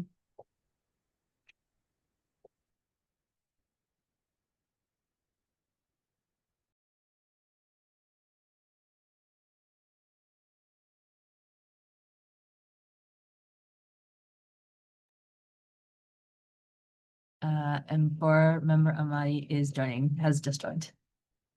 Right, and welcome back, Board Member Amadi. We will now hear from Urban Edge Housing Corporation. For those who are associated with this application, can you please introduce yourself before you begin? Sure thing. Good evening, everyone. My name is Joanna. I am a project manager on the real estate team at Urban Edge Housing Corporation. Thank you guys for inviting us to be here. We were here last year, so it's definitely a pleasure to be selected as one of the finalists this year as well. For those who are not familiar, Urban Edge Housing Corporation, we are one of the largest community development corporations in the city of Boston. I think, as you guys know, we just merged with New Estra, and so that kind of increases the number of units that are in our portfolio. But essentially, we focus on affordable housing development, resident support services, and wealth building for families. The project I'm going to be presenting to you guys today is the energy reduction project at Therac Apartments. Therac Apartments is, we are 191 apartments across 16 buildings in the Roxbury and Dorchester neighborhood. If you guys know where the northeast corner of Franklin Park is, that's where the buildings are kind of located. It's a scattered site, 100% affordable Section 8 project. Next slide, please. Okay, so Therac Apartments is essentially one of the projects in our portfolio that is slated to undergo a rehab in early 2027. A lot of things I'm going to go through today, you guys have already heard from some of the previous presentations, right? You know, so, but if you guys have questions, I'm available to answer those questions, obviously. Essentially, you know, we like to start all of our projects off with, you know, kind of what our mission statement is, right? And we're striving to deliver healthier buildings, more efficient buildings. Essentially, we have a low turnover rate, we have a high occupancy rate. And so for us, we want to make sure that residents are still going to be proud to call Therac Apartments home. And then our biggest thing here is really to maintain housing stability.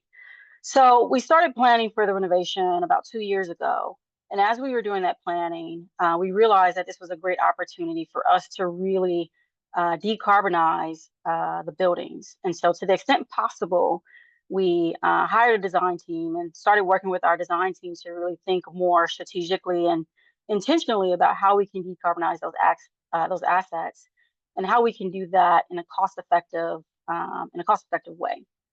And so essentially our problem here is that we have aged buildings. They have older and inefficient systems. They're not up to code. They're not up to city and state energy standards. And essentially they are, you know, releasing considerable emissions into the environment here. And so we were able to bring on a sustainability consultant who did some energy modeling for us. And based on the energy modeling that they did for us, we started to set some goals for how we can start to decarbonize some of the buildings. And so the solution here was really to reduce our reliance on carbon, right? Electrify the building systems, and really think about some of those supportive or complementary energy conservation measures that we can implement to essentially reduce energy consumption, improve the building air quality, and essentially improve the environment. I will say that, you know, this is the same problem that we had last year with what is known as our Deep Energy Retrofit project. 5 separate buildings at Therac Apartments, same problem, same solution, right? I think essentially for us, before we submitted our application for these 3 buildings, these are 3 buildings that are subject to BERDO compliance. We didn't do any energy modeling for those buildings, but we asked our sustainability consultant to do the energy modeling because essentially our approach is, to the greatest extent possible, how can we reduce our reliance on carbon for all the buildings, not just those that are not subject to historic constraints. And so we're requesting $200,000 to help us achieve the project decarbonization plan. You can see our project team here over on the right, but I'll talk a little bit more. I'll go into a little bit more detail about our project team members and their credentials a little bit later. Next slide.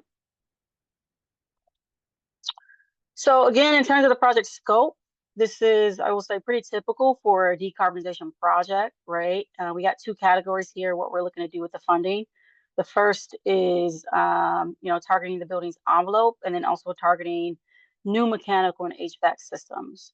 So in terms of the building envelope improvements, the exterior insulation, these buildings, the 3 BERDO buildings that are part of this application, are actually located in a historic district.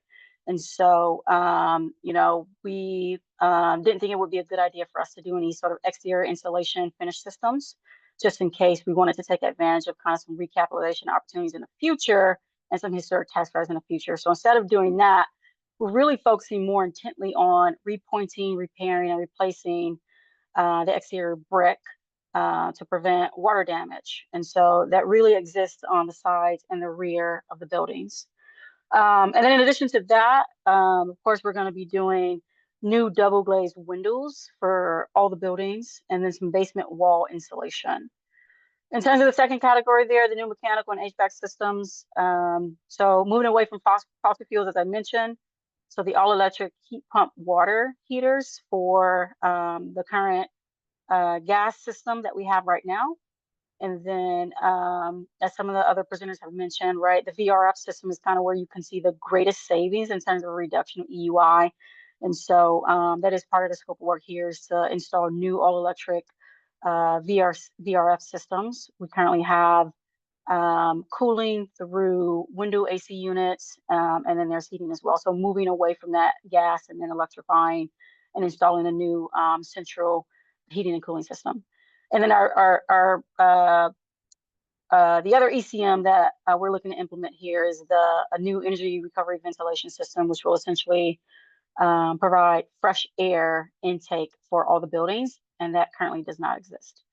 So what is the overall impact of this? You can see each building, we have 3 buildings here: 1721 Sonoma Street, 1824 Sonoma Street, and 107, 109 Elm Hill Ave. You can see a substantial reduction of a minimum of 44% in terms of the energy use intensity from the baseline.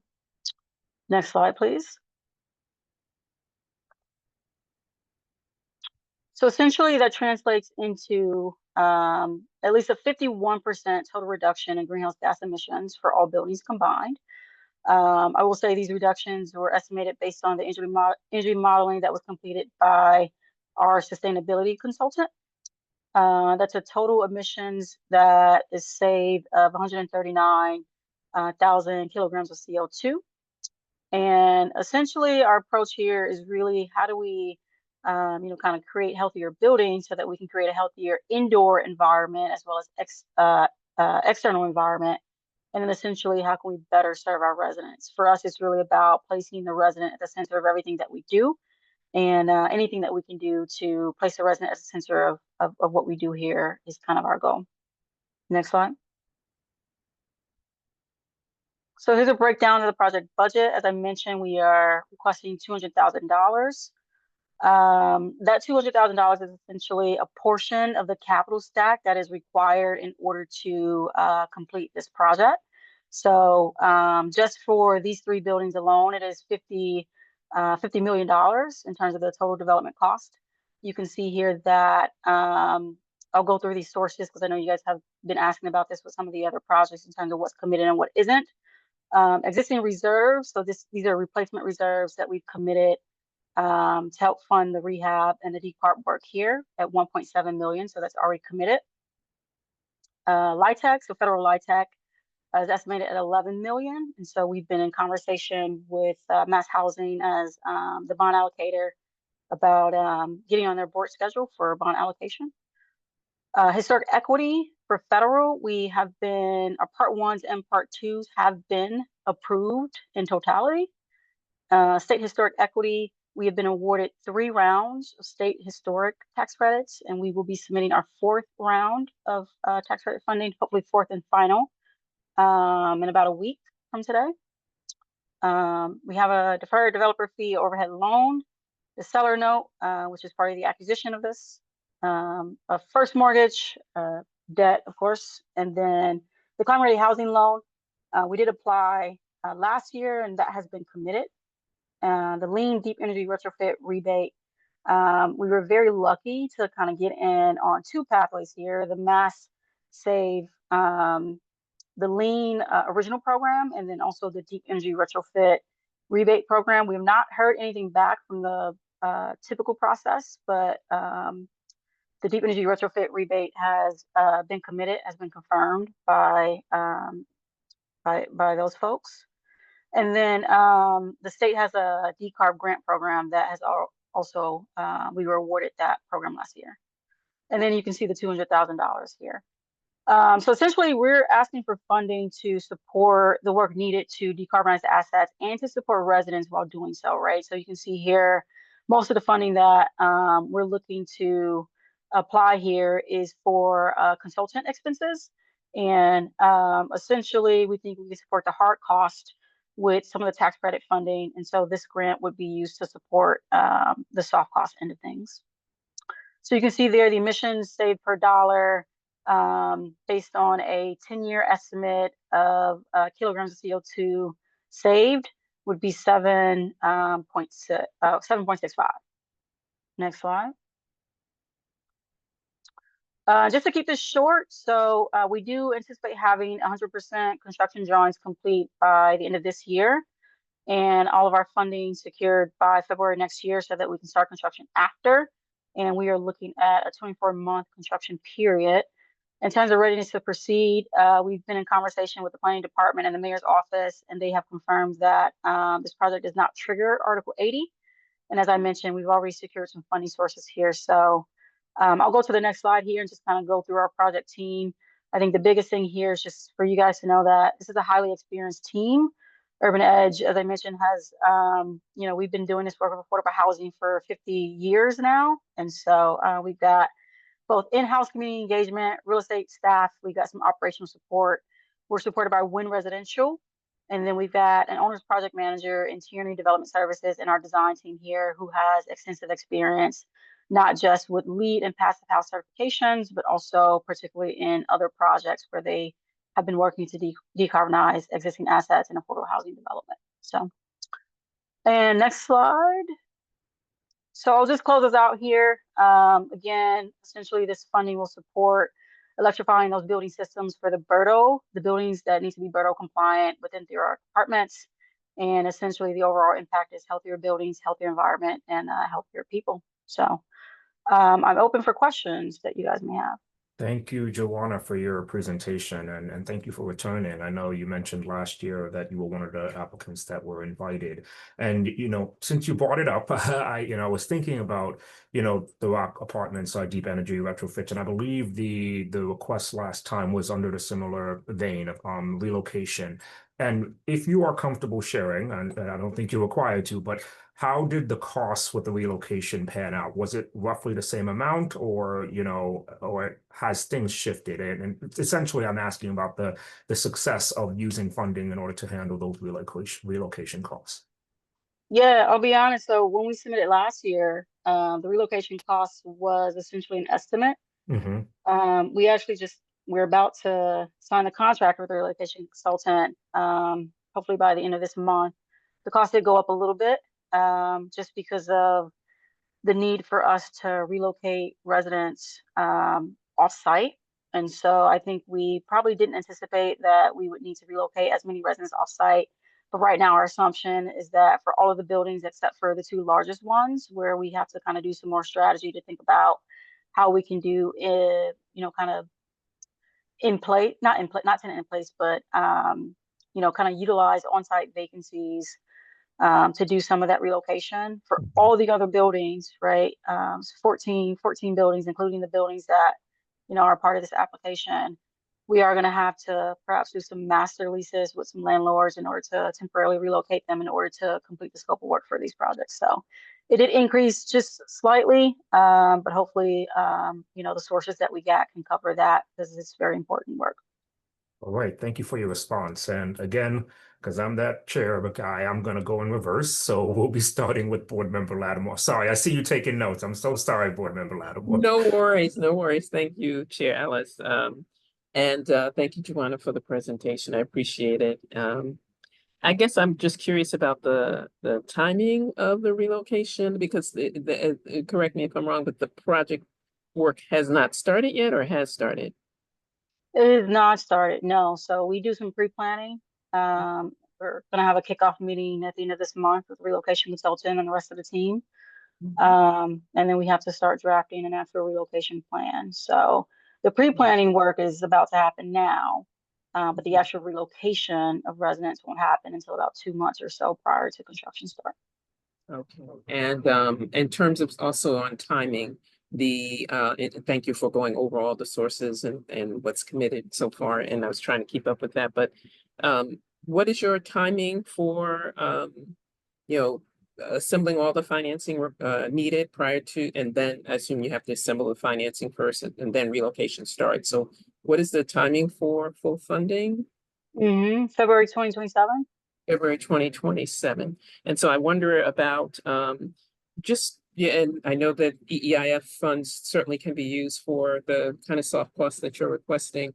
Just wondering if those costs could be also part of the development budget and why they're being requested in this EEIF versus the development budget itself. Yeah, that's a good question. And I think part of you all had a question for us as well about are we seeing any challenges with particular like increases in soft costs and everything, right? Like I think overall in general, we started this project thinking very intently about what is the incremental cost of funding the decarb specific work. Not necessarily just because our funders were asking about that question, but I think we're thinking about like any sources that we can get to help fund the particular work. We want to do that. As you know, Gail, like the more we do in terms of hard costs, the more credits we can get, kind of on the tax credit, the historic tax credit end, right? And so for us, we're thinking about any other sources that we can get to fund the soft costs. Let's think about it from that perspective. Got it. All right. Thank you. That's very much appreciated. I yield back. Thank you, Board Member Lattimore. Board Member Ferris. Thank you. Yeah, thank you for the presentation. I don't have any questions. I just really, I guess I wanted to appreciate seeing that detailed breakdown of the stack for both the hard costs and the soft costs. I think it's a really good reminder of how much it takes to not just kind of steward the buildings, but also steward the community through this kind of decarbonization work. So thank you. Thank you, I will Board. hand the floor back. Thank you, Board Member Ferris. All right, Board Member Faruqi. Thank you, Mr. Chair, and thank you, Joanna, and to the team. Found your application to be quite comprehensive, so it was appreciated. Can you speak to any of the wage standards that you're aware of with respect to the work being done by other contractors or subcontractors in this project? Yeah, sure. This is not a prevailing wage project. It is City of Boston, so we actually are currently out to bid for a contractor right now, and so they do have to comply with BRJP requirements. And then just to answer this in case anybody wants to ask it in the future, we do have MWB requirements as well. So we started the project out at 30% MBE, and 10% WBE. We have since increased our requirements, and so in our bid package, we have 50% for MBE and 10% for WBE. Excellent. Thank you so much. Appreciate that, and I yield back to the chair. Thank you, Board Member Faruqi. Board Member Amati. Thank you, Chair. Most of my questions were answered, and thank you so much for the great presentation. I'm all set. Thank you. All right. Thank you, Joanna, for your presentation. And I will now actually state that the business regarding the Planning Office for Urban Affairs and Urban Edge Housing Corporation has now concluded. So if the environmental staff can please invite Chair Boatwright back to the meeting, and then I will turn the chair back over. Thank you, Chair Pro Tem. Messaging Jessica Boatwright right now. Thank you very much. Wondering if we have some Jeopardy music, but don't mind me. I think she should be joining shortly.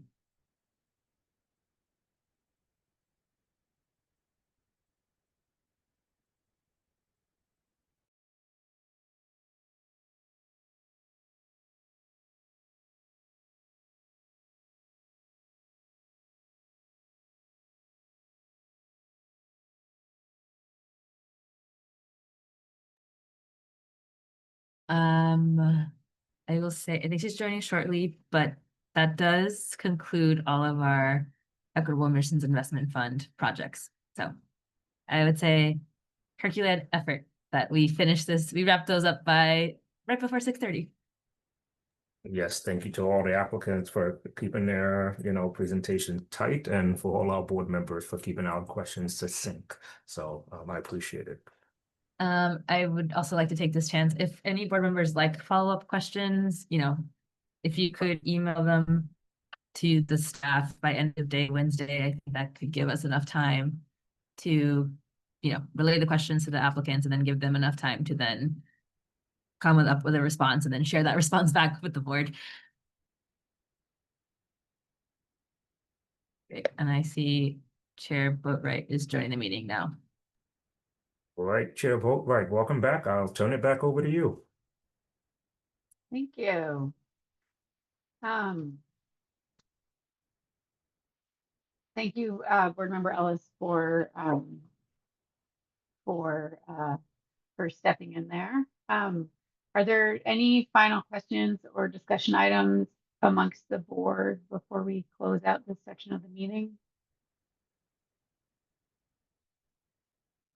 Okay. So I don't see any, so I'll turn it over to Diana to share next steps.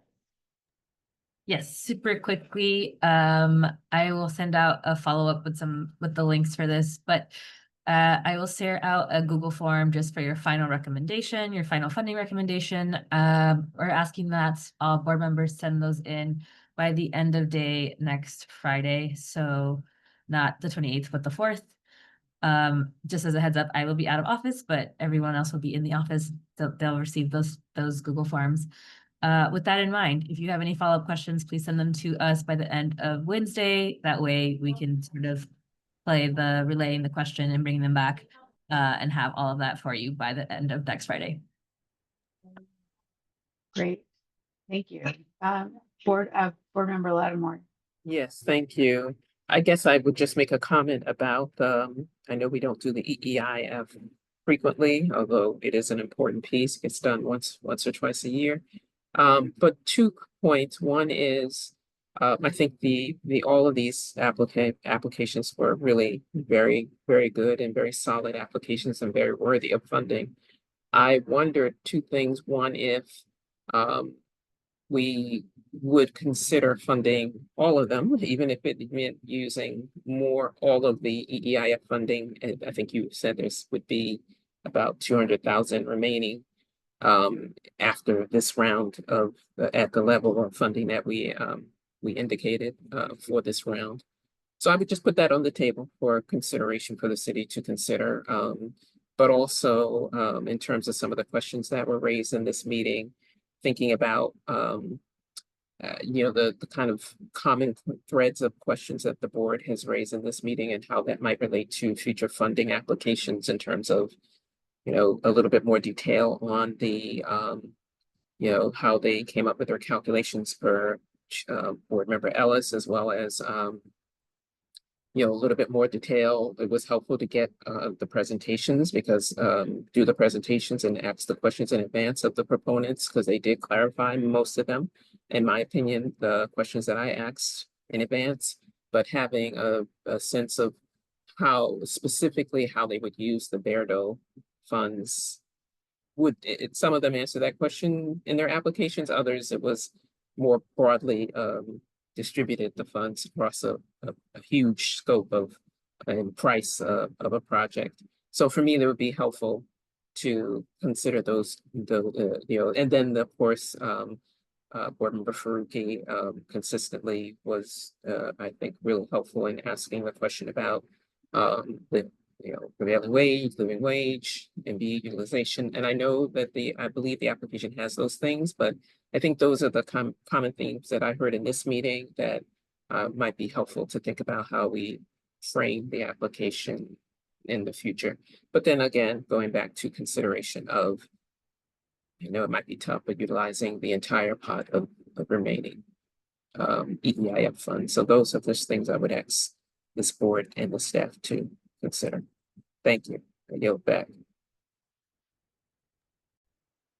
Thank you. Diana, did you want to respond to that? I see board member Ellis also has a comment. Yeah, I can add, well, for the funding, sorry, one quick clarification. After the reserved funding for this year's round, so after we removed the $600,000 that was approved, we have just shy of $700,000 left in the budget, or left in the fund, sorry. And then in terms of budget line items, yes, so all of the applicants are asked to fill out a spreadsheet sort of detailing what the fund would go to, and then sort of what, you know, any other sort of funding they received. Thank you for the board members for using Wise Hive. We did relay those questions to the applicants and, you know, sort of gave them a list of questions that were asked within the Wise Hive platform. So ideally they answered most of them in their slide decks, or had at least like an answer ready for those questions. But that being said, that intention, all of the applicants were given instructions to provide a line item budget of exactly how the fund would be spent. You know, with a spectrum of detail.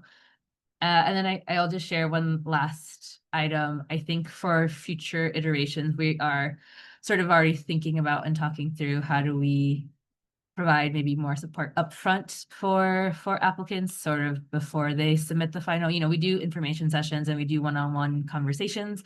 Something we've talked about is, do we do like a very light, you know, submit a proposal and we'll provide you feedback on your proposal before you put a whole application together. So thank you for bringing them up. We also can see that there is some need for maybe more detailed feedback before the final application. We're just wrestling with the investment of admin time and that would require as well, but could be worth it for maybe more detailed applications on the other end. No, thank you, Diana, for that response. And just as a follow-up, I really appreciate it. And I think the staff does an excellent job, you know, with these applications. So and maybe it's the way that the proponents are responding, but thank you for the consideration. I yield back. Thank you. Board member Ellis.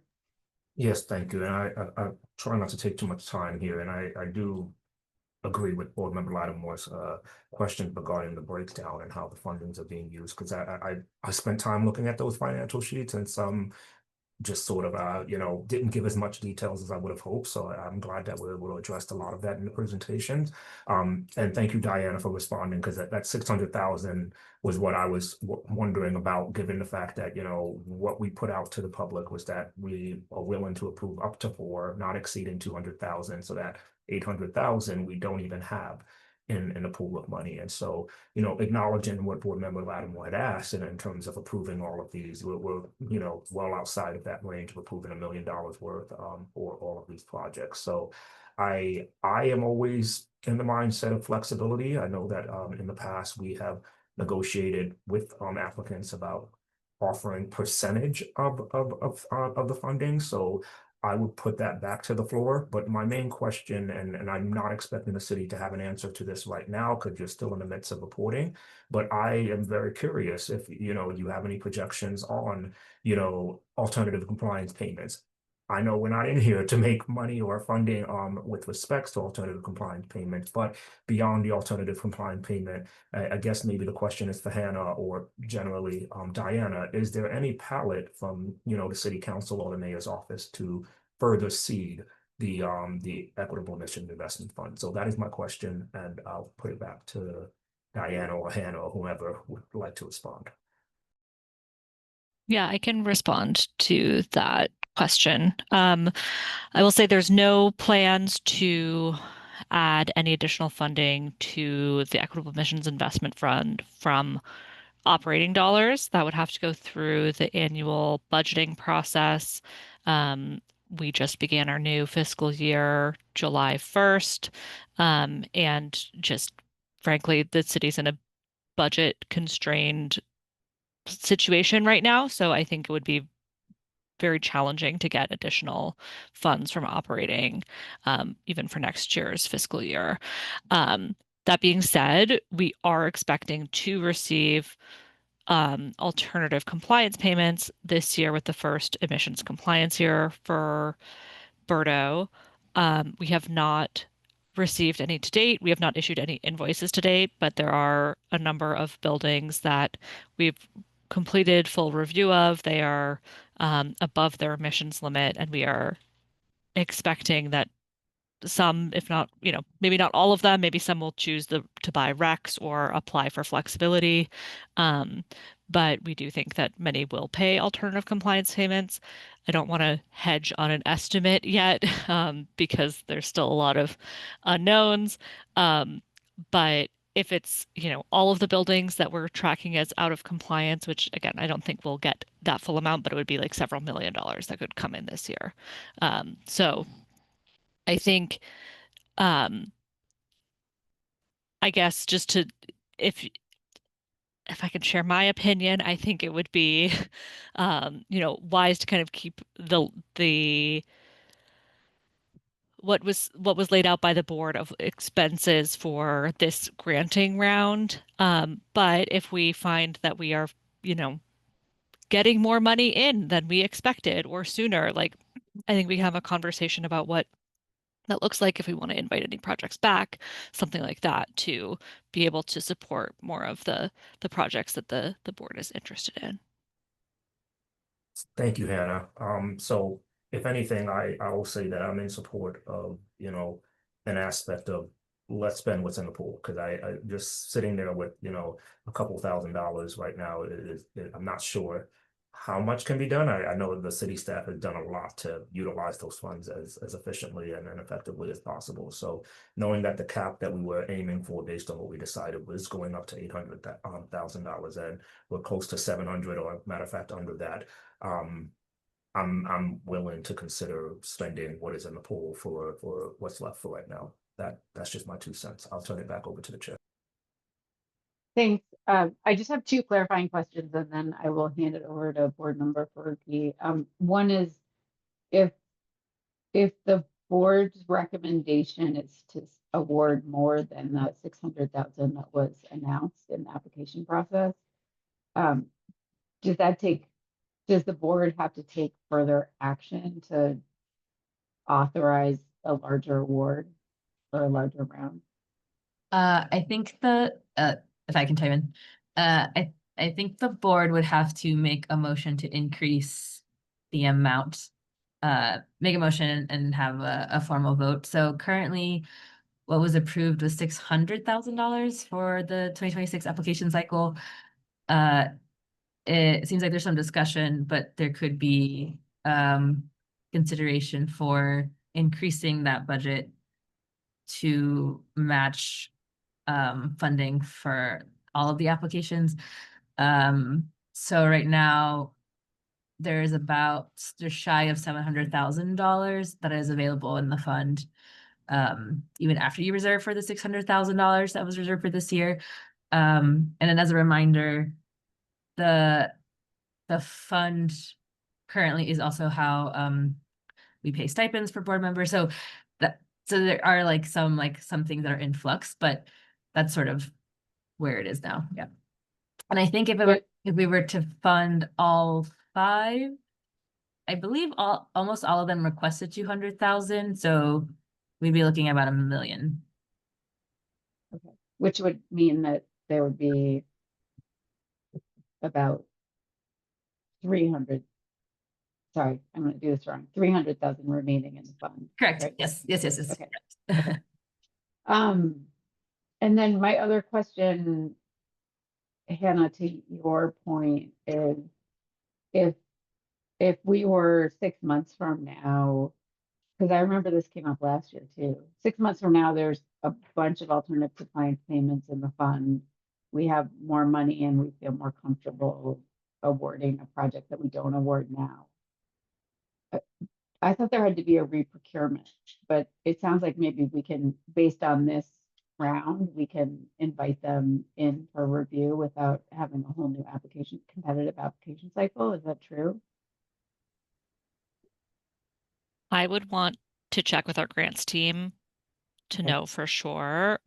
Diana, I don't know if you know That's a good question. I know our regulations state that the board has to open at least one application cycle a year, but we're doing that now. So if it was about sort of re-inviting someone back after they applied, it's a good question. I would have to ask the grants. I would have to ask central grants team, I think. Yeah. Yeah, I would be interested to clarify that. And also, I know sometimes you can also, I don't remember I think you can either defer an award or I'm wondering if board member Lattimore remembers the correct language, but I know that sometimes with the neighborhood housing trust, an award wasn't given in the cycle, but there was a formal term we were able to use to defer a decision. You're a little scratchy, I'm sorry, for me at least, Jessica. Oh, sorry. There's no reason why you should know the answer to this, other than probably been to almost as many neighborhood housing trust meetings as I have. But I know that there is one action that board can take to defer an award until the project achieves a certain amount of readiness. Yes, like meet certain milestones. Mhm. Right. So I Yep. would be curious, and I think deferral is the wrong word. That's why maybe board member Lattimore remembers. But anyways, I think if you're going to reach out to the grant team, I would be curious about whether that's an option too. Partially just recognizing that that running an RFP cycle takes a lot of work. I'm sorry, do you mind clarifying? So Yeah, I think I'm pretty sure that I think you call it conditional approval. Yeah, that might be, yeah, conditional award. Yeah, that's it. So the idea of the conditional, am I scratchy still? Or just a little bit? Like it comes in and out sometimes. Okay. All right. I just, when you talk to the grants team, we should ask about that, because that may be a way that we could award money throughout the year based on this funding cycle. And I'm gonna give it to board member Faruqi and change my audio situation, see if it gets better.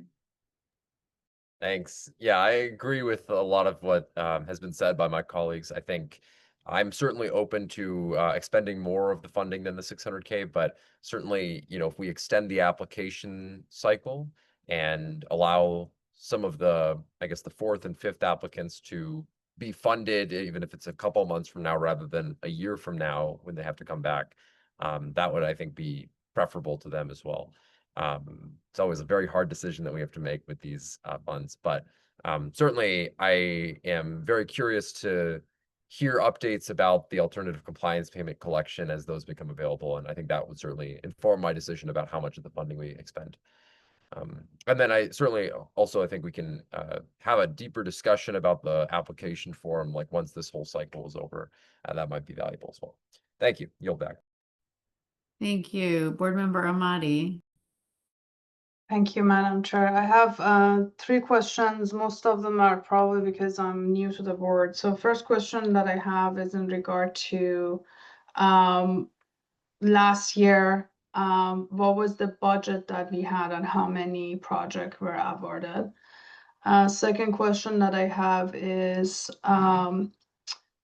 and I think Jessica also brought that up. I heard the word conditional awarding. So how is this funding being provided to the applicants? Is it after the work is done, or is it prior to the work being done? And then the third question that I have, are there any restrictions for where the funds are being used? Is it only applicable to hard costs, or it can cover the soft costs? Because during the presentation, I noticed that they both are presented. Some are proposing hard costs, some are proposing soft costs. Thank you. Yes, I can answer quickly. Last year, the board approved to grant $750,000 and 4 awards were presented, or 4 awards were given.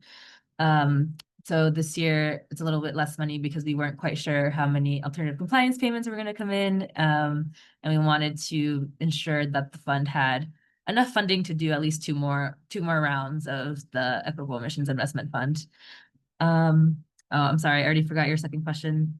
Oh, how is the money distributed? Is it the conditional funding, or is it basically whomever gets the award, they just get the cash? Yeah, so typically we do a one-on-one conversation about the project timeline, but I would say the usual breakdown is either 60 or 70% of the grant upfront. If it's a longer timeline, we ask for a progress report and then a final report. And so it would be 60% upfront, 30% at the progress report, and then a final 10% at the final report. If it's a shorter one, it could be 70-30, 70% upfront, and then 30% at the final report. And then in between those reports, we also have a quarterly check-in just to make sure, you know, are there any delays that we need to know about? Are things going as scheduled? If not, you know, is anyone changing? Is there a new staff member? Is there a new point of contact? Those kinds of things. So those are sort of the conditions associated with the grant. So you don't get all 100% upfront. So you sort of get them over piecemeal, but you do get a big chunk at the upfront. And then in terms of what's eligible, so the regulations state that the projects that are funded just have to mitigate or be related to mitigating emissions. But we have had a mix of budgets that's a bit between hard costs of equipment or the cost of staff. The only hard-lined item I would say, and this is because this is like related to central grants team, no project can be awarded more than 10% of the grant amount for admin costs or like overhead cost. And no organization can request more than 50% of their annual budget as a way to ensure that the organization has the capacity to deliver on that project. Thank you. Thank you. Are there any additional questions or comments from the board? Board Member Ellis. Yeah, thank you, and apologies. Clearly, I'm tired. I was looking at that. We only have 700,000. Clearly, we have more than $700,000. So my math was messy earlier. But just wanted to get a sense on what Board Member Faruqi was referring to regarding the other applicants and potentially funding those. You know, I would be cautious about that if they are not able to be given an opportunity to present before the board as opposed to just handing over funding. So just wanted to check in. I guess I'm going to pass it over to Board Member Faruqi in this capacity, given that I'm curious what his thoughts were on other applicants particularly. Yes, if I may, Madam Chair, Please. yes, I was just talking about funding the finalists who we've already heard from today. So, okay, thank you. All right, not a problem. Then I'm fine. And again, I'm still in alignment with Board Member Lattimore's question earlier that would still leave about, what is that, 300,000, and we'll figure out what to do with that. But yeah, that's all I have to say. So apologies for my messy math earlier. It's after 6 p.m. So that's All right. Board Member Ferris. Yeah, I just wanted to confirm that in the past, there have been opportunities to provide feedback on the whole process and on comments for next year's submissions through the staff after today. So I just wanted to make sure that we'll still have that opportunity this year. Yes. Okay. Welcome. Perfect. Honestly, you're even welcome to give it to us. Like if you schedule a meeting with us, you're welcome to give it to us anytime, I would say. Okay, great. That's it for me now then. Thank you. Great, thank you. So I think we have a couple of follow-up items to staff or to discuss at our next meeting. But if everyone's okay with it, we can move on to our third agenda item, which is approving the minutes from the previous meeting. And so are there any comments or questions regarding the minutes?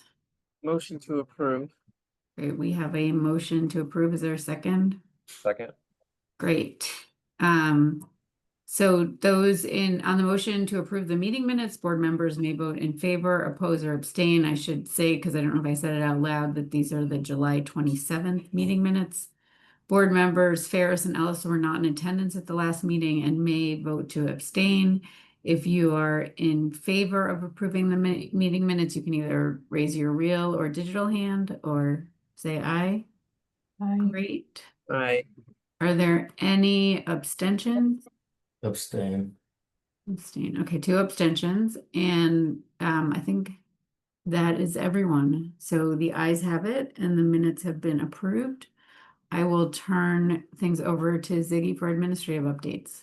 Thank you, Chair. I'll try to be quick. Firstly, we received 3 streamlined short-term hardship compliance plans and 2 new building portfolio submissions. We're checking those for completeness and we'll share them with the review board once they are complete. A reminder that September 1st is the deadline for building portfolios, ICS, short-term hardship compliance plan, and the streamlined short-term hardship compliance plan. And we expect an uptick in applications submitted as we get closer to this deadline, as it happened last year as well.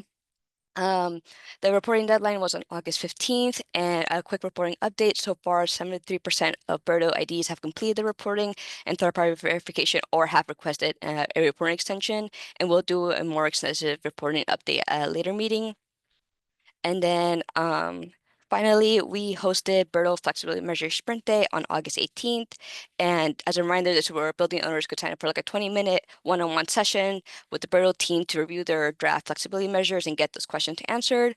We held 13 consultations in total and helped with topics relating to reporting, flex measures, and general questions about BERDO. And then finally, the next review meeting is scheduled for September 14th. Thank you. That's all from me. Thank you. Diana, did you want to comment on something? Oh, you're still muted. Thank you. I just wanted to confirm my understanding of what staff is being asked to prepare for September 14th. So it sounds like we are moving forward with the $600,000 for this year, but the board would like to understand a little bit more about maybe like a conditional award. Should we receive more ACPs? Seems like we have more money. Could we, like, what the options are there for awarding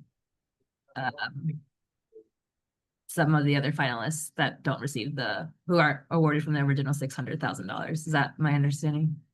Well, I'll give it to board member Lattimore and then I'll go. Thank you. I might be saying the same thing that you were going to say, Jessica, but I thought we also were going to entertain the idea of increasing the amount to the total pot for the award as well, but maybe I'm mistaken. That was my understanding is a potential, since you mentioned that, Diana, that the board could vote to increase the pot. Yeah, that was my understanding as well. Understood. Okay. So And I think we need confirmation that we have the ability to increase without further process. Okay. And just to double check, the board would like to potentially vote on increasing the amount from 600,000 for this cycle, regardless of whether we get more money, or you want all of that information? I think we to want Dennis's? Okay. we want to really understand like what our options are to help inform that decision. Okay. So it's is there a way to defer a decision and and give an award during the year if we get additional alternative compliance payments or if there's some other change? We also want to understand if we want to award more than the $600,000, are we able to do that, or does that require additional process?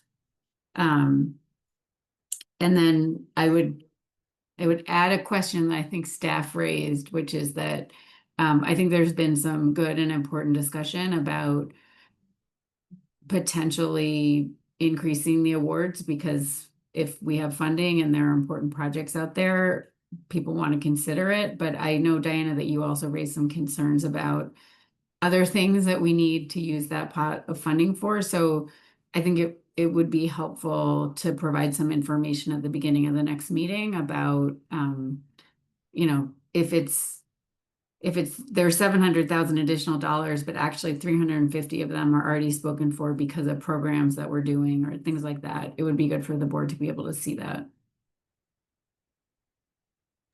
Understood. Okay. Okay. Okay. All right. Does anyone have any additional comments? Just a quick question. Yeah. Ziggy, will there be BERDO Fest this year? I'm trying to plan. That's why I'm asking. I will pass it over to my team to answer that question. Okay, no problem. I can answer that one. We are not doing a full BERDO Fest this year. While it was a really great event last year, capacity constraints, a number of things, we did not have it in us to be able to do a full thing. So the sprint day was one of the things we're kind of doing in lieu of that, really trying to focus on helping building owners, because we also found that building owners did not really attend BERDO Fest in the way that we had hoped. So doing that and working on a few like webinars and things for later this fall to engage building owners more. Thank you, Hannah. I will not block my calendar for October. No problem. All right, Board Member Lattimore. Yes, I'll be quick. I want to, just reiterate the thanks to the staff for making it, as easy and efficient as possible for, at least this is my sentiment. I think the rest of the board shares that, as possible for the board. And so you guys do a great job, and I really want to say that again. I also just want to say, I think, Diana, congratulations are in order. You're getting ready to do your nuptials, right? So congratulations to you as well. Thank you. Thank you. Yes. I will be next week. Yeah, by next week. Wow, and you're so calm. Congratulations. And that's what I wanted to say. So thank you. Thank you. Thank you. I will